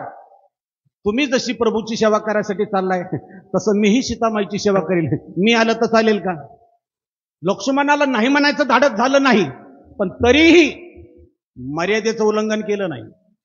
मला वाटतं हे हल्लीच्या तरुणाने निदान ऐकायला काय हरकत नाही. मला माहिती आहे तुम्ही तसं वागणार नाही, ते तुम्हाला पेलणार नाही. अरे काळ होता बुवा, लग्न झाल्यावर 60 वर्षाची म्हातारा आणि म्हातारी जरी झाली आणि रस्त्यानं निघाली ना मुंबईत, तरीही म्हातारा 2 कासरे पुढे चालायचं आणि म्हातारी मागं चालायची. म्हातारी जवळ चालत नव्हती. गोष्ट खरी का खोटी? हा, ही म्हातारी. आणि तुम्हाला दुसरी गोष्ट, जवळ तर चालत नव्हतीच, पण म्हातारं पुढे बघत होतं आणि म्हातारी खाली बघत होती. चुकून म्हातारा असं मागं बघत नव्हतं, म्हातारी तोंडवर करत नव्हती. म्हातारं मागं का बघत नव्हतं? त्याला खात्री होती म्हातारी बदलणार नाही. आणि म्हातारी तोंडवर का करत नव्हती? तिचा विश्वास होता म्हातारं तशातलं नाही. ही हल्लीचे चित्र बसाले हातच सोडत नाहीत का? जातीला विश्वासच नाही. ही कधी सोडून जाईल तपास नाही. जाऊ द्या, मर्यादा आहे बा. पण खरं सांगतो तुम्हाला, जो मर्यादेत आनंद आहे ती मर्यादा उल्लंघन करण्यात आनंद नाही. हो, तुम्हाला माहित नाही, मामासाहेब दांडेकर इतके कीर्तनकार पुन्हा होणे नाही याच्या मागे झाले नाही, पण पुन्हा होणे नाही. मग ही उंची एवढी का? एक वाक्य लक्षात ठेवा, मामाने आयुष्यात एक गोष्ट महत्वाची विशेष केली आणि ती म्हणजे मर्यादा. काय मर्यादा सांभाळली हो? तुम्हाला कल्पना आहे की नाही मला माहित नाही, दोन लोकांना कदाचित माहित असेल, पण 99% लोकांना कल्पना नाही. मामाला ही उंची कशामुळे माहिती झाली, प्राप्त झाली? मामाने काय मर्यादा पाळली हे आज तुम्हाला ऐकायला सुद्धा मिळणं मुश्किल आहे. पण मी सांगतो तुम्हाला, ऐका. मामाने एक मर्यादा पाळली. काय? जिंदगीत आपल्या गुरूंच्या पुढे कधी बोलायचं धाडस केलं नाही. जोग महाराजाला मामासाहेब दांडेकर कधी बोलले नाहीत. जर बोलायचं ठरलं तर बंकट स्वामीला मध्यस्थी घालायचे, बंकट स्वामी जवळ काय सांगायचे ते सांगायचे, बंकट स्वामी आणि मग ते जोग महाराजांना बघ. ही मर्यादा पाळल्यामुळे ही उंची प्राप्त झाली.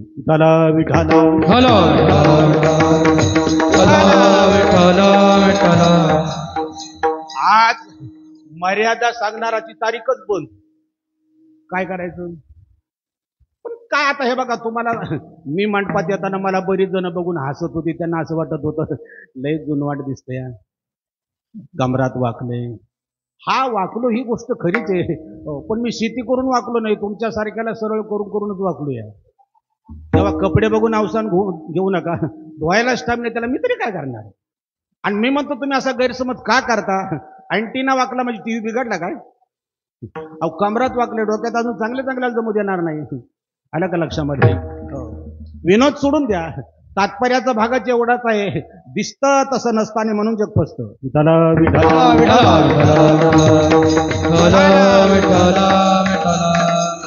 मी तुमच्या सप्त्यातल्या सगळ्या महाराजात एकदम छोटा आणि गरीब महाराज आहे. तुमच्या आलेल्या सगळ्या महाराजांच्याला जर विचारलं ना, हे महाराज ते पिशवी वागायला सुद्धा मला ठेवणार नाही. आला का लक्षामध्ये.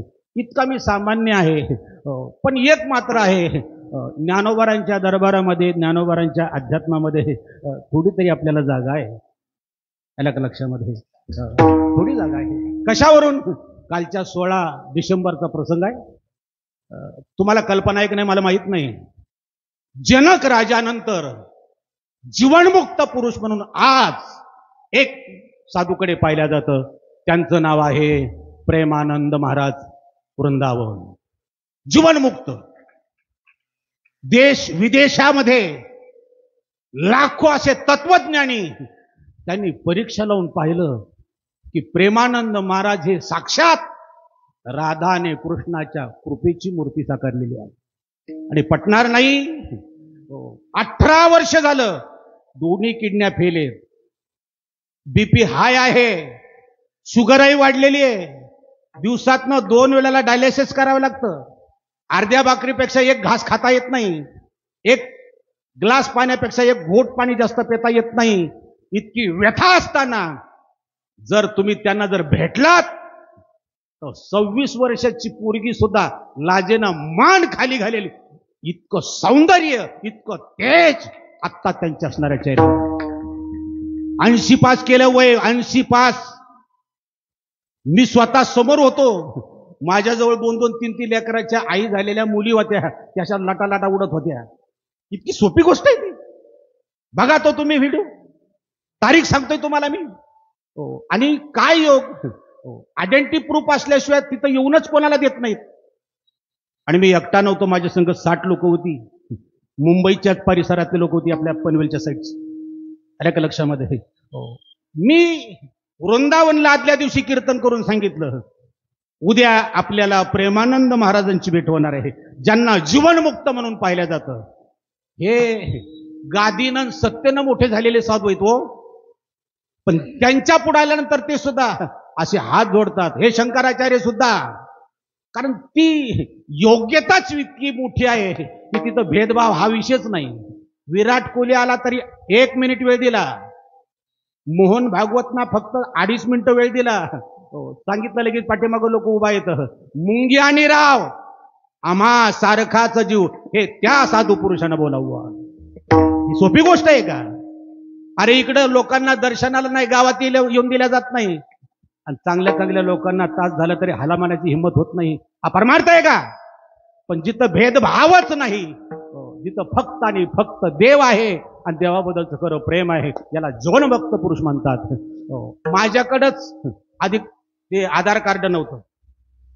कोण आपण.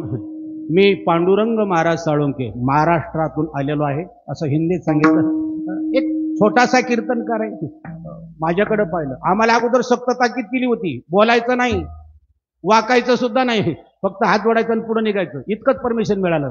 तरी पण हे पनवेल तालुक्यातले भगवान महाराज बोलाडे, माळुंगी म्हणून गाव आहे इथं जवळ, त्यांनी सांगितलं हे पांडुरंग महाराज साळुंके महाराष्ट्र के वारकरी संगठन के महाराष्ट्र के अध्यक्ष है, एक सवाल करना चाहते हैं.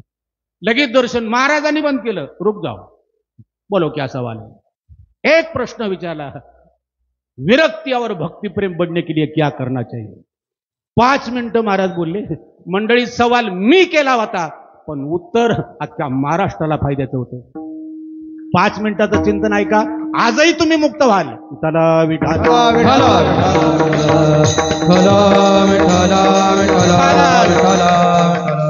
त्यांच्या इतिहासात दर्शनाच्या प्रेड मध्ये संवाद बोलण्याचं टायमिंग पाटे 3:30 ते 4:30 आहे.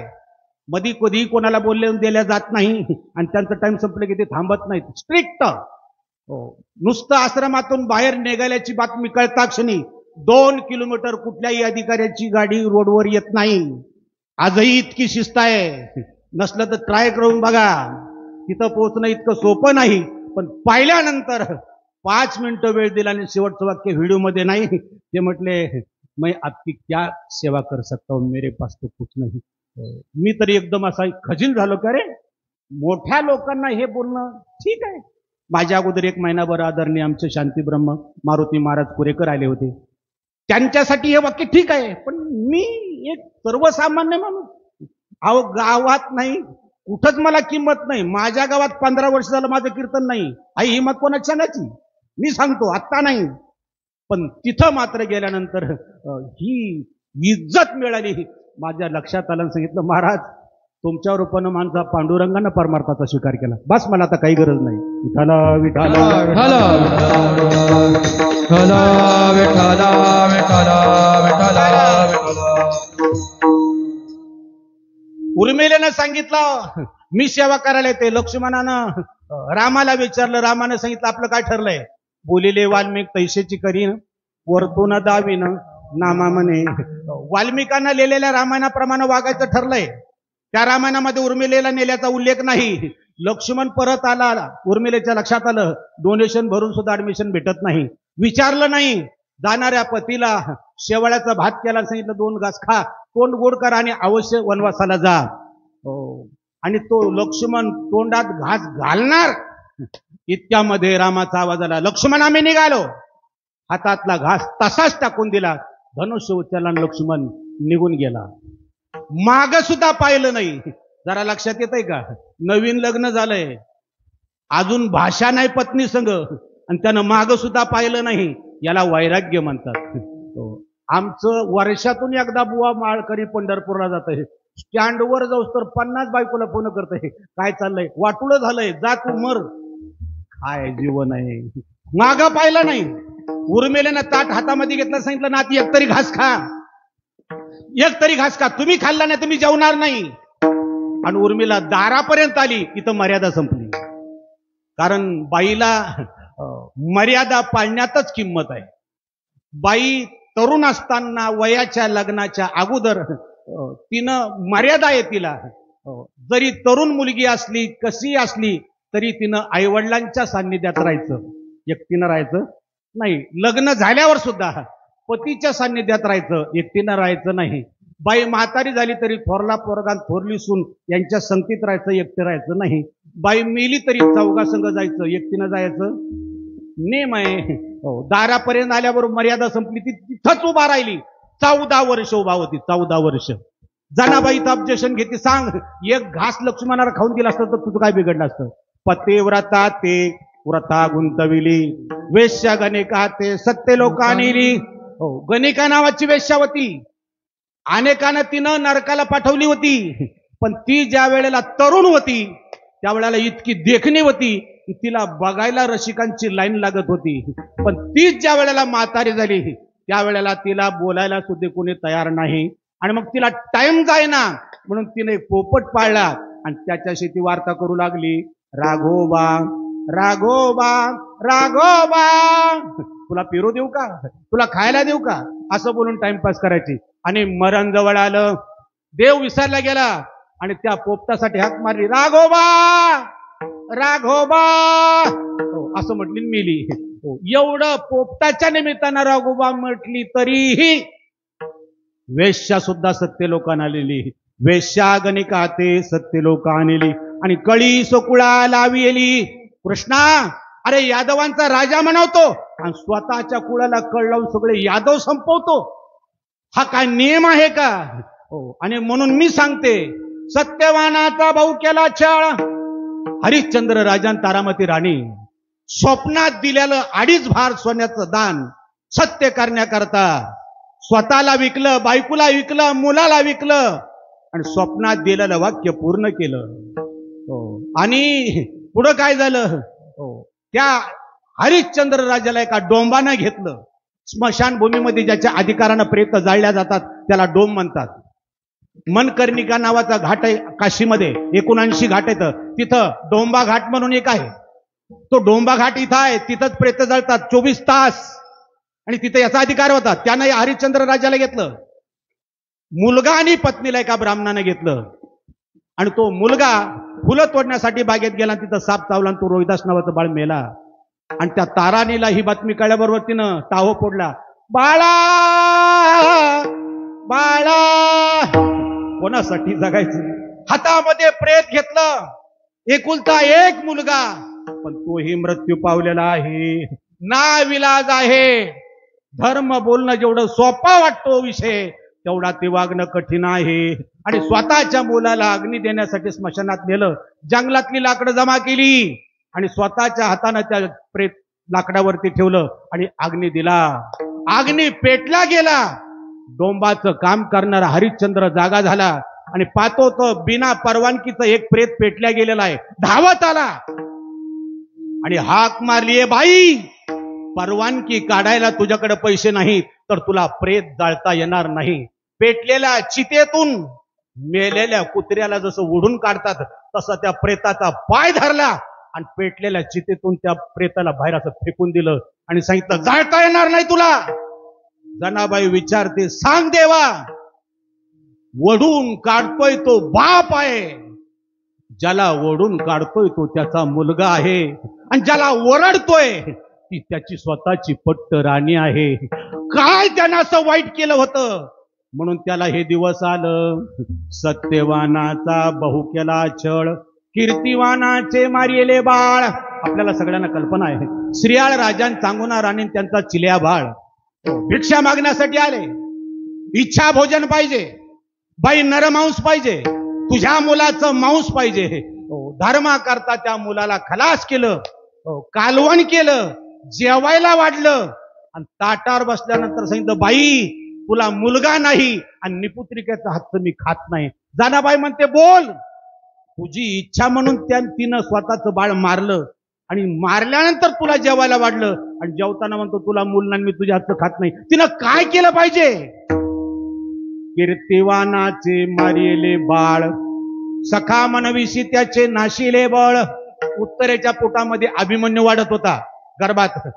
चक्रव्यूह कसं रचावं सांगितलं, बाहेर कसा पडावं सांगितलं नाही. परिणाम अभिमन्यू जन्माला आला, युद्धामध्ये गेला, चक्रव्यूह रचल्या गेलं, बाहेर पडता नाही आलं, शेवटी त्याला मरावं लागलं.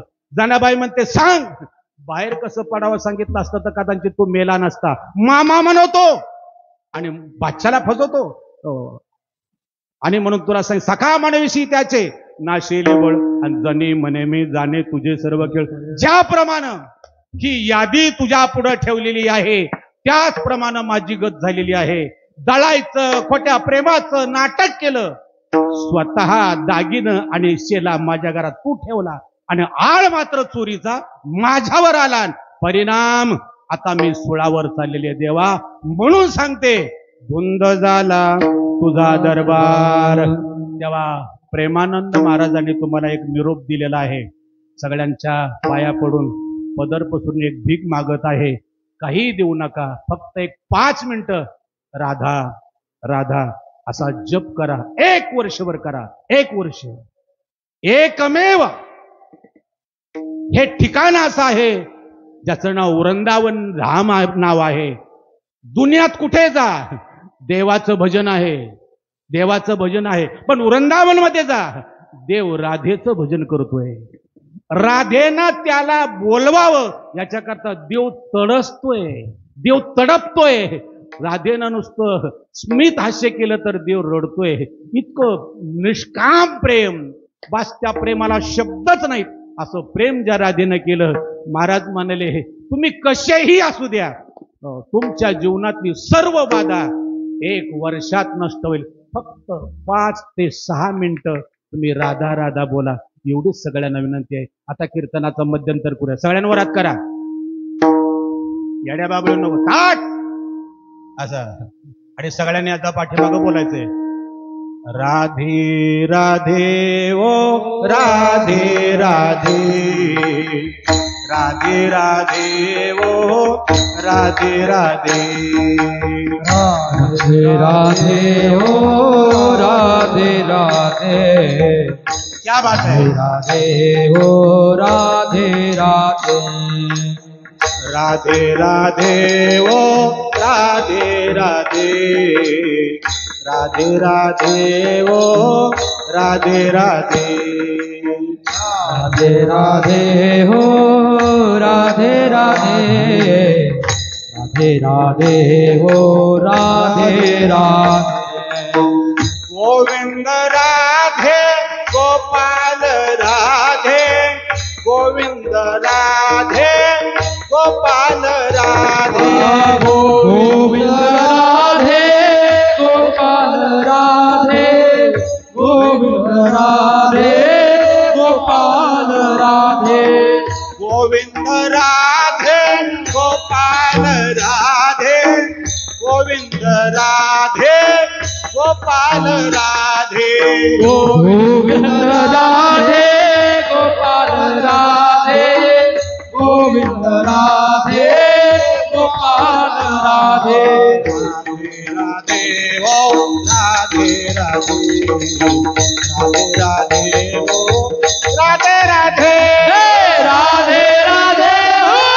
राधे राधे राधे राधे हो राधे राधे राधे राधे हो राधे राधे राधे राधे हो राधे राधे राधे राधे हो राधे राधे राधे राधे हो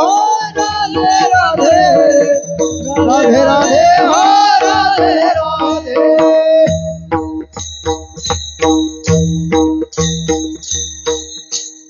राधे राधे ओ राधे राधे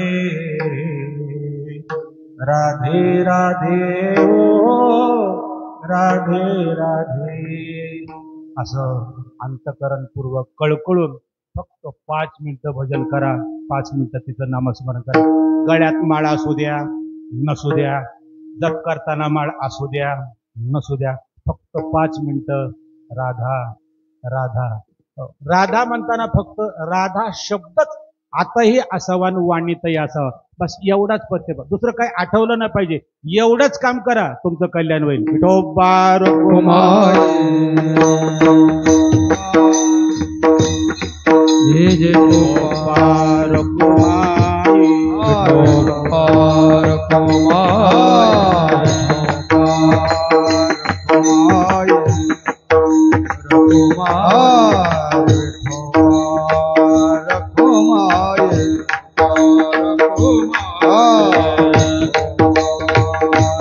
जय जय विठोबार कुमार विठोबार कुमार विठोबार कुमार विठोबार कुमार जय जय विठोबार कुमार गोपाल कुमार जय विठोबार गोपाल कुमार विठोबार कुमार गोपाल कुमार गोपाल कुमार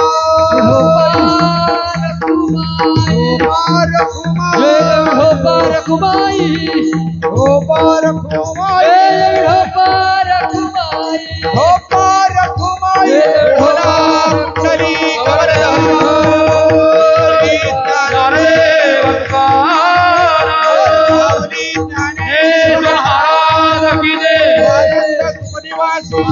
महाराज की कुमार कुमार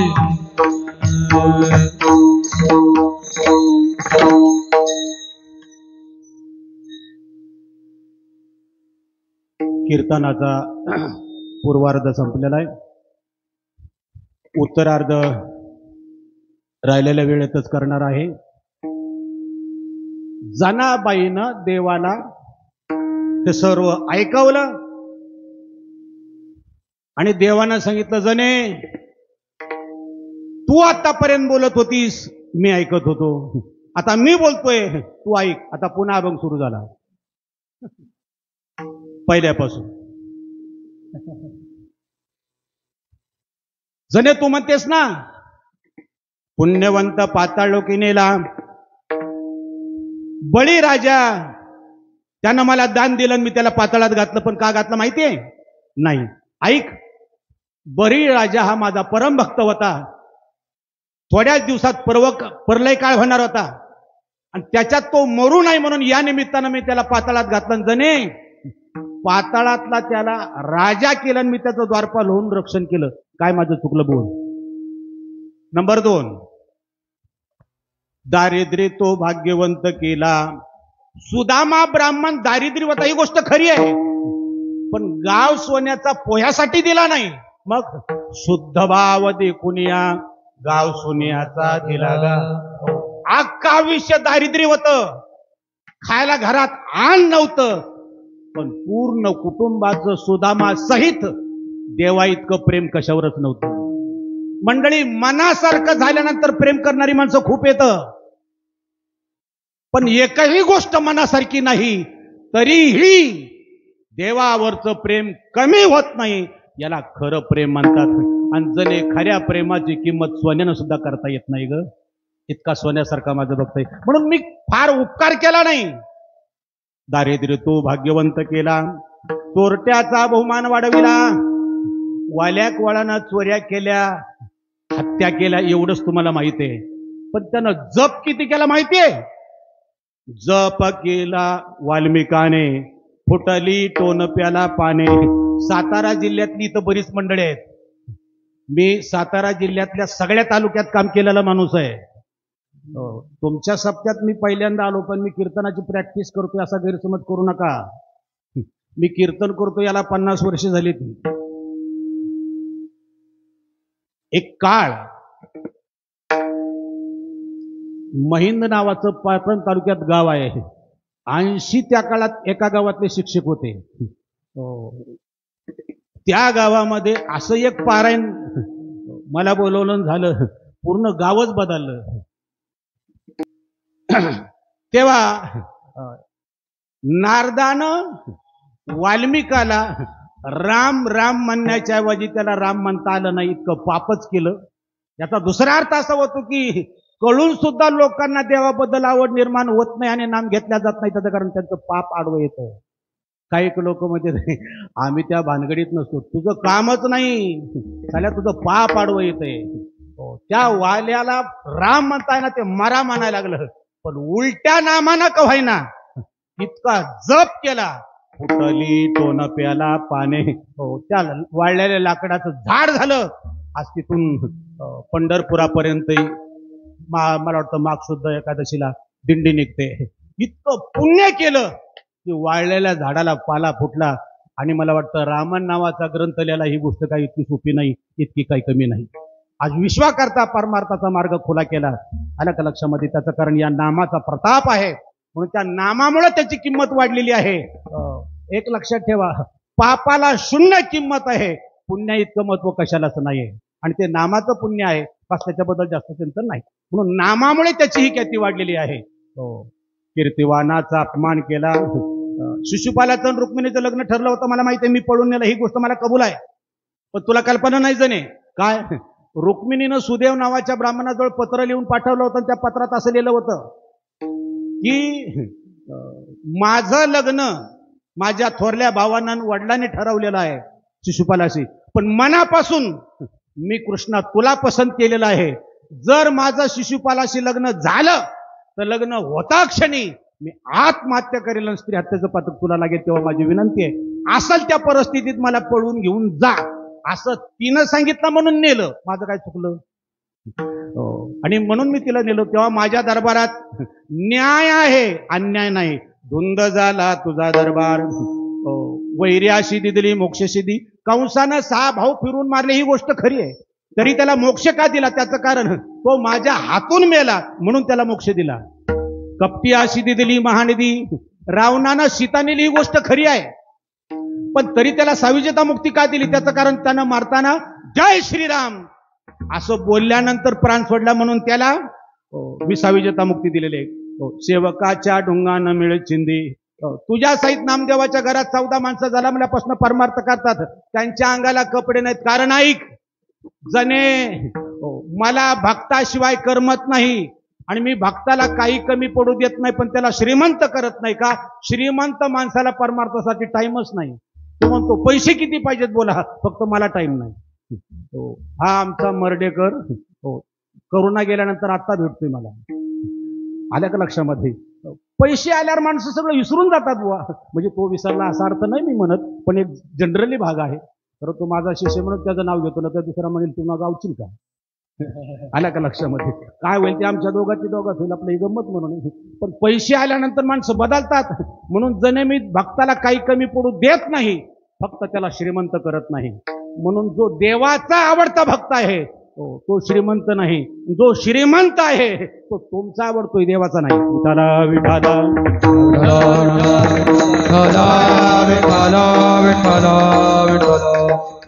आणि पुढे ऐका, सेवकाच्या ढुंगाना मिळे चिंदी, चाळकाशी त्रे लोके भावे वंदी.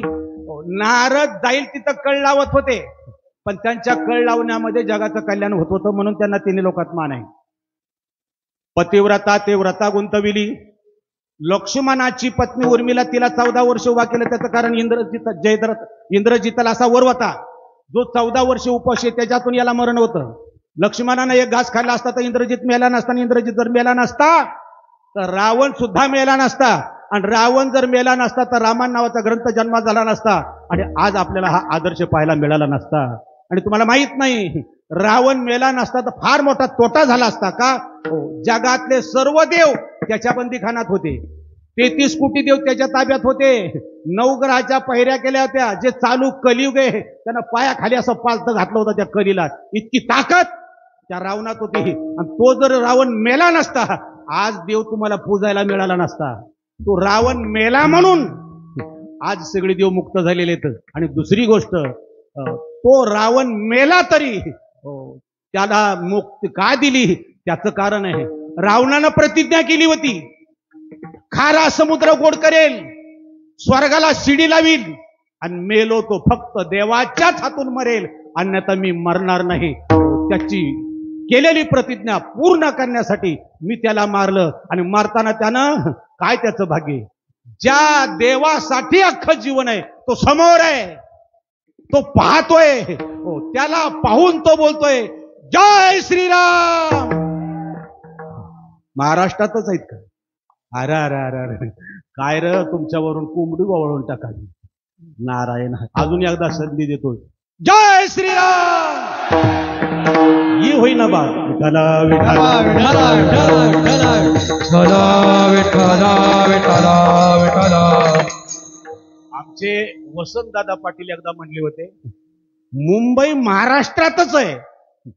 मी ऐकू नाही, पण मुंबईत माझा महाराष्ट्र कुठं आहे मला अजूनही कळत नाही. नाही कळलं? हे असलं ऐकायची सवय नाही वाटत तुम्ही.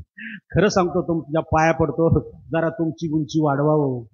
ऐकणारी जर तज्ञ झाली ना तर कीर्तन करणारी सुद्धा सुज्ञ होती.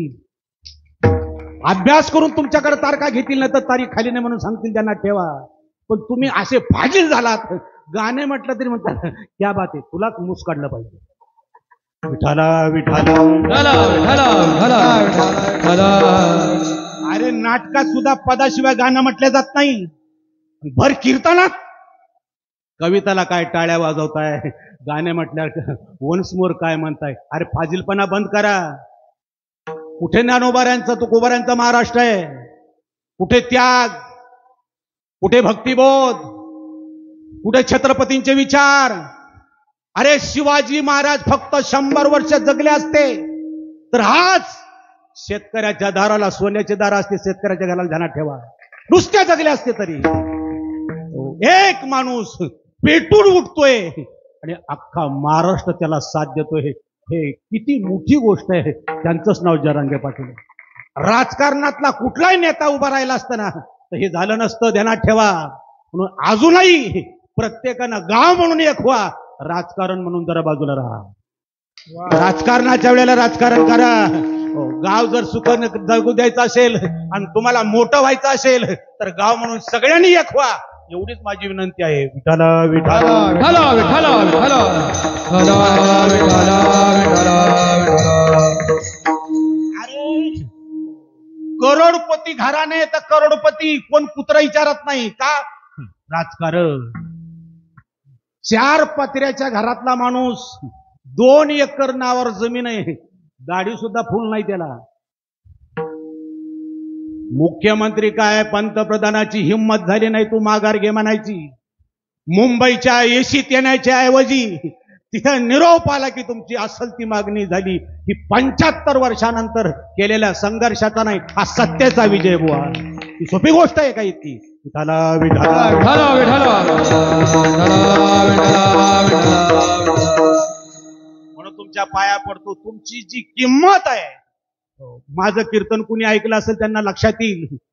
हा निर्णय होण्यापूर्वी, हा मोर्चा काढण्यापूर्वी मी कीर्तनात बोललो होतो, मराठ्यांना विजय कधी मिळेल असं जर मला विचारलं तर एकच उत्तर आहे, राजकारण सोडून ज्या वेळेला हे सगळे मराठे एक होतील त्या दिवशी त्यांना अडवणाराची हिंमत महाराष्ट्रात नाही हिंदुस्थानात कोणी करणार नाही.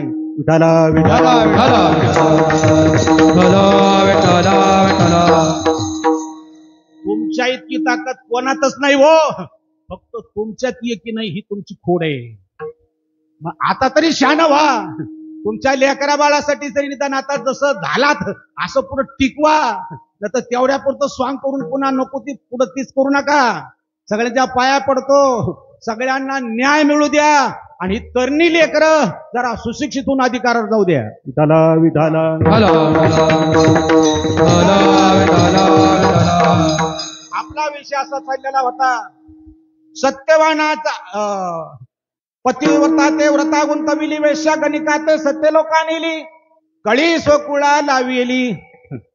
रावण त्या नारदाला जाईल तिथं 3 लोकात मान कातर त्यानं जाईल तिथं कळ लावत होतं, पण लोकांचं कल्याण होत होतं. कळी सोकुळा लाविली यादवानं. काही काळानंतर ही तरणी पोरं दारू पिऊन आपसात भांडायला लागली. देवाला राग आला, देवाचा अवतार धर्मा करता आहे, दारू पिणं हा अधर्म आहे म्हणून ध्यानात ठेवा. काहीही झालं तर दारू पिणाराला देव माफ करत नाही. देवाचीच पोरं दारू पिली, देवाला याचा राग आला आणि देवानाच अशी त्यांना दुर्बुद्धी दिली. सांब नावाच्या पोराला चिरगुट घालून गरोदरबाईचं स्वांग आणलं आणि शरयू नदीच्या तीरावरती एक ऋषी तपश्चर्या करत होतं. त्याच्या पुढे नेऊन याला उभा केलं, सांगितलं ओ बुवा हिला दिवस गेले तर ती लाजती तुमच्या पुढे यायला, तेव्हा तिथूनच सांगा हिला पोरग होईल का पोरगी. आता तो बुवा म्हणजे का नवीन माळकरी होता होय, ऋषी होते ते. राग आला आणि सांगितलं दुष्टांनो, पूर्व पुण्याईनं देवाच्या कुळात जन्माला आलात आणि दारू पिऊन उन्मत्त झालात. ध्यानात ठेवा, या मुलाला या मुलीला मुलगा मुलगी होणार नाही, याला मुसळ होईल आणि सर्व यादव खलास होतील. ती कपडे काढले तर खरंच मुसळ निघालं. त्या पोरांनी त्या खडकावर नदीच्या घासून घासून पीठ केलं. त्या कणाचं लवाळं निघालं. लवाळ्याला 9 गड्डे असतात. किती शेतकरी शाना दुसऱ्या 4-5 गड्डे काढल्याने जरी खुरपून पुढे गेला तर लवाळा माग हजर या का ती त्याच्यापासून तयार झालंय.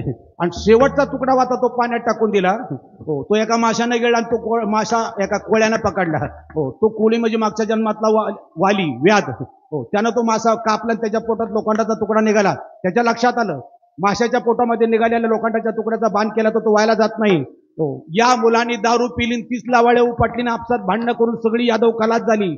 आणि शेवट याच पारद्याच्या याच बाणानं कृष्णानं सुद्धा या देहाची यात्रा खलास केली आणि आपण निजदामाला गेले. सर्व पृथ्वीवरची यादव खलास झाले, सर्व यादव खलास झाली.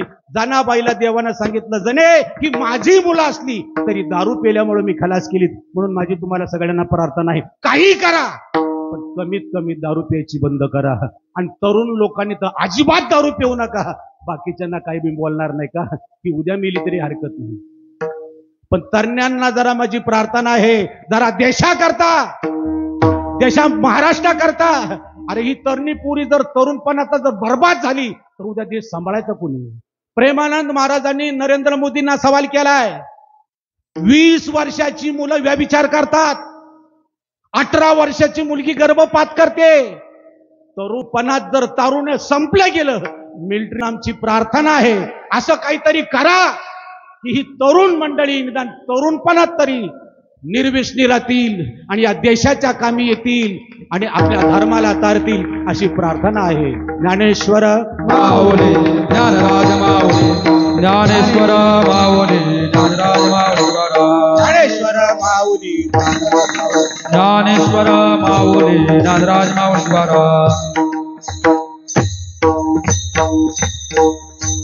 शेवटच्या चरणात जनाबाईने सांगितलं सत्यवानाचा भाऊ केला छळ. हरिश्चंद्र राजाला सत्य किती सत्य आहे दाखवण्यासाठी हे केलेलं आहे. आणि अन्नदान किती श्रेष्ठ आहे हे दाखवण्यासाठी चिल्या बाळाची कथा आहे. आणि शेवटी त्या मुलाला जिवंत केलं, ताटात घेऊन जेवल्यानंतर तिची कीर्ती वाढल्या गेली. म्हणून जणे तुला ही गोष्ट माहिती नव्हती. आल्या का लक्षामध्ये? हो. आणि तू म्हणतेस ना, हो, कीर्तिवानाचे मारेले बळ सखा मनविषयी त्याचे नाशिले बळ. अभिमन्यू पोटात असताना मी चक्रव्यूह कसं मोडावं कसं फोडावं एवढं सांगितलं, आपलं कसं रचावं सांगितलं, कसं बाहेर पडावं सांगितलं नाही का? ती सांगायच्या अगोदर झोपली. झोपलेल्या माणसाला गोष्ट सांगायच्या नसते, हा नियम आहे. त्याचा परिणाम तुम्ही आला, माझा काय दोष आहे? आणि जणे म्हणे मी जाणे तुझे खेळ. आणि तू म्हणतेस ना हे तू नाटक केलं, हे सुद्धा मी नाटक केलेलं नाही जणे, हे चुकून झालेलं आहे. प्रेमाच्या भरामध्ये मी विसरून गेलो आणि तुझं गोधडी शेला म्हणून अंगार घेऊन उभं राहिलो जणे, हे खऱ्या प्रेमामुळे घडलेलं आहे. यावर तुझी मर्जी. जा. आता मात्र जनाबाई रडायला लागलेली आहे. पांडुरंगा, मला माहित नव्हतं इतका तू कृपाळू आहेस, इतका दयाळू आहेस. अरे तुला मी शिव्या दिल्या, हे पाप कुठं फेडू? आता एकच प्रायश्चित्त आहे, मला आता सुलावर देण्यासाठी जावं लागणार आहे. आणि जनाबाई गेली. सगळ्या लोकांनी पकडली. प्रत्येकाच्या तोंडात एकच शब्द, अरे अरे वाईट झालं. जनाबाईला सुळावर दिलं नाही पाहिजे. जनाबाई जर मेली तर या परमार्थाची किंमत गेली. जनाबाई जर मेली तर परमार्थातली सत्यता समाप्त झाली, परमार्थाचा अपमान झाला. देव शब्द शिल्लक राहणार नाही. जनाबाई मरायला नाही पाहिजे रे, मरायला नाही पाहिजे.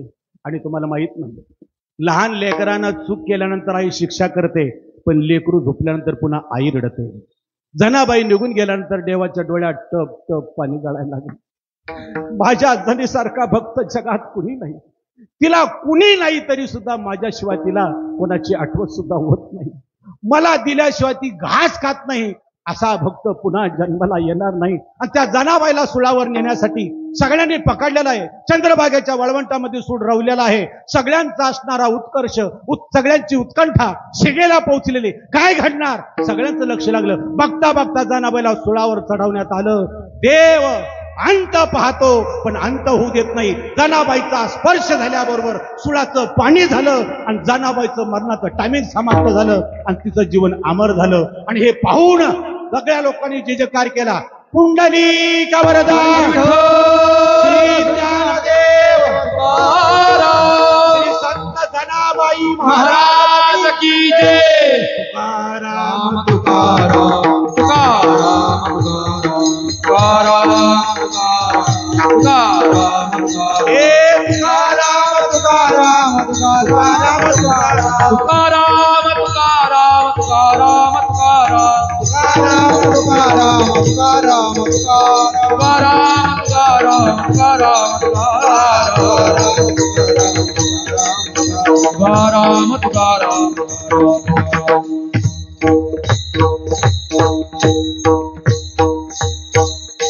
किंबवना तुमचे गेले धर्मकीर्तन हे सिद्धी नेले. येत माझी जी उरली पायी पण यथामती यथावकाश. अभंग घेऊन त्याचं चिंतन सांगायचा प्रयत्न केलेला आहे. क्षमा करा, अभंग मोठा असल्यामुळे थोडासा वेळ झालेला आहे. आणि हा अभंग अशा दोन्ही पद्धतीने सोडवल्याशिवाय त्याच्यात मजा येत नाही. आणि कीर्तन केशरी मुंबई ज्यांनी गाजवली महादेव महाराज जगताप, त्याच्यानंतर हा अभंग फक्त हे महाराष्ट्रात मी एकटाच घेतो. पुन्हा कोणी याचं धाडस करत नाही. खास तुमच्या प्रेमासाठी केले, कारण मला माहित नाही पुन्हा माझा नंबर लागेल का नाही, मला कल्पना नाही. पण तरी स्पेशल तुमच्यासाठी ही एक मी तुम्हाला पर्वणी अशा प्रकारची दिलेली आहे. संपूर्ण असणारा जनसमुदाय आपल्या सगळ्यांना अभिवादन. सर्व असणारे माझे स्नेह आहेत, सगळे चेहरे परिचित आहेत. तेव्हा आता सगळ्यांची नावं घ्यायला आता काय माझी सभा नाही, ते कीर्तन आहे. तेव्हा कोणी असा राग मानू नाही. आणि बोलण्याच्या ओघामध्ये माझं बोलणं जरा तुमच्या मनाला काळजाला झोंबलं असेल, जरा तुम्हाला माझा सुद्धा राग आला असेल, तेव्हा तुमच्या पाया पडतो, मी माफी मागणार नाही. तुमचा गैरसमज आहे, तुम्हाला असं वाटेल की आता हात जोडेल, काहीतरी म्हणेल मला क्षमा करा, पुढच्या वर्षी काहीतरी बघा, जरा विचार करा. अजिबात नाही. हिंमत असेल तर सत्य स्वीकारा. आणि मी तुमच्या पुढे हात जोडणार नाही का, तुम्हाला तिरस्कारानं बोललो नाही, थोडा तळमळीनं बोललोय. हो, तुमचाही म्हणून बोललोय, तुमच्यासाठी बोललोय, म्हणून माझ्या बोलण्याचा राग मानू नका. आणि लईच राग यायला लागला तसं वागू नका. काय मी इलेक्शनला उभा राहणार नाही तुम्हाला बंधू आणि भगिनीनं बोलायला, मला गरज नाही, मी वैतागलोय. पण ते आमचे आनंद महाराज हे सचिन ही सगळी मंडळी प्रेमातले हे पोरं म्हणले बाबा आमच्याकडे या खूप मोठे मोठे बाबा आहेत. मी म्हटलं आता त्यात मला कशाला घालता, पण तुमची त्यामुळे सेवा घडली. मला इथले जे कार्यकर्ते आहेत या पारायणातल्या समितीतले लोक आहेत, खूप त्यांचं निवेदन आवडलेलं आहे. खूप अत्यंत निष्प्रहणतेने ही सेवा करतात. अगदी इतक्या व्यापात सुद्धा ही सगळी मंडळी प्रयत्न करत आहेत. अजिबात वेळ नाही तरी सुद्धा या 7 दिवसामध्ये काही काम न करता ते सप्ताहासाठी वेळ देतात. ही खूप मोठीच मुंबईमध्ये गोष्ट आहे. तेव्हा जे कार्यकर्ते आहेत त्यांना सहकार्य करणारे आहेत त्या सगळ्यांना मी धन्यवाद देतो. आणि पुन्हा एकदा सांगतोय, राम राज्य सुरू झालेलं आहे, नीतीचाच विजय झालेला आहे. आता फक्त नीतीनं वागणं इतकंच शिल्लक राहिलेलं आहे. एवढं आपण सांभाळाल अशी अपेक्षा करतो आणि कीर्तनाला विराम देतो. विठ्ठल जय जय विठ्ठल, जय जय विठ्ठल, जय जय विठ्ठल, जय जय विठ्ठल. कोणी लिहिले पुरे भेटे वा पुढे उत्तरे, क्षमा करा महाराज, 2 मिनिटं पुरुष मंडळी आहे विचारिला 2 मिनिटं. तुका म्हणे ज्ञानेश्वरा राता माया